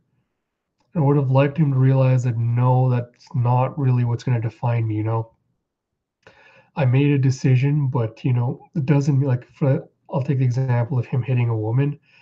Just because he does it once, say like to save his crewmate, does that mean gonna have to like every time he sees a woman now he can just go ape shit and just beat the crap out of her? No, like it's this individual situation thing, and it has to be something that it tunes to the situations. And that's kind of what, like, going back to the Water 7 arc, that was one of the big reasons I was disappointed with it, is everyone kind of goes, oh, Sanji's noble, like, his value is that he doesn't hit women. But in an arc where literally the entire crew was willing to put themselves on the line, and willing to face death to save a crewmate, and you have Sanji who's going, no, I won't hit a woman, even if it ends up with me dying, you know, because it'll disappoint my father. It's kind of like a shitty thing to do because he's basically saying, my morals and my values, which aren't really like, morals and values, like trying to find the right word to describe it. Sorry, I'm losing, kind of drawing a blank here, but like this idea that these things are precious to me, more precious to me than my crew, is kind of a kind of disappointing idea for me. And Whole Cake Island could have really been an arc where a lot of Sanji's views on that could have been challenged. And I'm really disappointed that Oda kind of just doubled down on it instead and said, no, Sanji's perfect the way he is, and he really doesn't need to change. Kind of rambling a bit right now, so I'll kind of just end that line of thought there. But it's something I want to talk about probably in part 3, and it's something I will address in a future editorial as well. But Whole Cake Island, I'll say it again, was a mix of some really good ideas with just very, very poor execution. So, continues telling him, I ran away from Germa 13 years ago, and Vinsmoke Sanji died at sea. What you wanted, remember? So admit it, you are not my father, Vinsmoke Judge. Don't ever show your face around me again. So Judge goes, I understand. Then you have my word that I'll never approach you or the East Blue again. So Judge goes, open the gate, gang badge. Until Caesar Clan takes you to safety through the air, Germa will serve to guard you. And I'll point out that, Sanji gets really mad at Judge for even implying that he's his father or threatening him, but he never gets mad at what his father did to Reiju and Sora, and I think that tells you everything you need to know about a man that claims to love women. And really, that really is like the defining moment for him. So, Germa leaves, and of course, Judge has to maintain his pride. So he says, I do not need a help from a failure. And Sanji goes, this is their means of making amends. Everyone gets kicked out of Bej's castle. And then, Big Mom's about to attack with the fire. And then Germa jumps in to help them. And of course, Reiju leaps in, gets hit by the fire. And of course, you can't have a woman not being able to take care of herself. Ichiji goes, it's her fault for we just fulfilled a mission. And Radiant goes, "What a horrid brother! Fine, forget about me. I can handle myself." And then, of course, Luffy and Sanji both have to step in and take the blow from Big Mom instead. And they both go, "But you said we shouldn't fight." Sanji goes, "Yeah, you shouldn't fight. I'm doing it." And of course, the rest of the crew is just freaking out that they've gotten just dropping themselves deeper into this mess. And last chapter for today. So Badge is talking to Caesar. He's like, "Get me over the wall." And Caesar's like, "It's all I'm trying to do. If we can clear that, we can escape." And then, Pharaoh Sparrow does his candy wall, and three Germa brothers do a combined attack, Black Bug, and burst through it. And he goes, loving going, "Yeah, baby, they broke through the candy wall. Love that Germa." And then, Dufel is still trying to reach that Tamate box. And then he falls off the cliff. And then Stussy shows up and hits him with the flying finger pistol. And she goes, "The world government will be claiming that Tamate box, you fool. But don't worry, you'll still get to take the fall for it." This also, I'll talk about this again in part 3, but this also feeds into the idea I had. So we know Mother Carmel had a deal with Big Mom to, sell her to Cypher Pole. And then we happen to have like a Cypher Pole agent just infiltrate Big Mom's tea party. Like, I know, yeah, this doesn't really have to be related, and this could just be, Cypher Pole keeping an eye on Big Mom, but it does seem a tad suspicious. And then, of course, you find out that Morgan is just a shell for the world government and that he basically reports whatever news they want him to. And then Dufel slumps against the Tamate box, goes flying off, and Big Mom brings up a really good point where she says, "I remember what you did, Straw Hat, what you dared to say to me at Fishman Island. I'll come and kick your butt, eh? And then what you said to me here. At the end of the day, we're going to win, huh? And now you're going to run, you little coward?" And Sanji's like, "Don't take the bait, Luffy." And Luffy shoulders back and goes, "I wasn't wrong about any of it, Big Mom. The one who ends up as king of the pirates won't be you. It's me." Again, big talk, Luffy, for a man who can't even get his crew to trust in him, to have the strength to take on an emperor, and who couldn't even take on a general. I'm sorry. I love you, man, but really got to dial that back. He goes, "Once I take care of Kaido, I'm coming back for you, Big Mom." And he goes, "Hurry, Luffy. His power's draining away from Gear 4. It seems like he can't maintain it." And Big Mom goes, "Kaido, mama. Oh, that's not going to happen. You'll never beat that thing." Feeds into another theory of mine I'm actually going to do a video on later. And she goes, "And more importantly, what makes you think you'll escape my territory alive? Stop dreaming." And Judge comes running in and he goes, "But our dream has already ended. In the wake of a dream of just 66 days, our ancestors were left as wandering ghosts, unable to set foot on their homeland, and now I have disgraced their memory. To think I entrusted you with the soul of 3 centuries of longing, I despise myself." And she goes, "Judge, I do mean it when I say rest in peace. I'll use the power of your science to bring peace to the world." And she brings down Thunderbolt. I do have a couple of ideas or questions, theories about, what Judge's entire statement here. So he says, "In the wake of a dream of just 66 days." So I wonder, would their name of Germa 66 come from the fact that, they lost their kingdom in a 66-day battle? And I have to wonder, if they were always warmongers, did they lose their kingdoms because they were selling weapons to all sides? And then, they came for revenge because they find out they're playing everyone and that's how they lost it? Or, is there something else about Germa? Like, were they scientists and then their kingdom was taken from them because people wanted them to, make weapons for them? And eventually that's just something they fell into and became warmongers.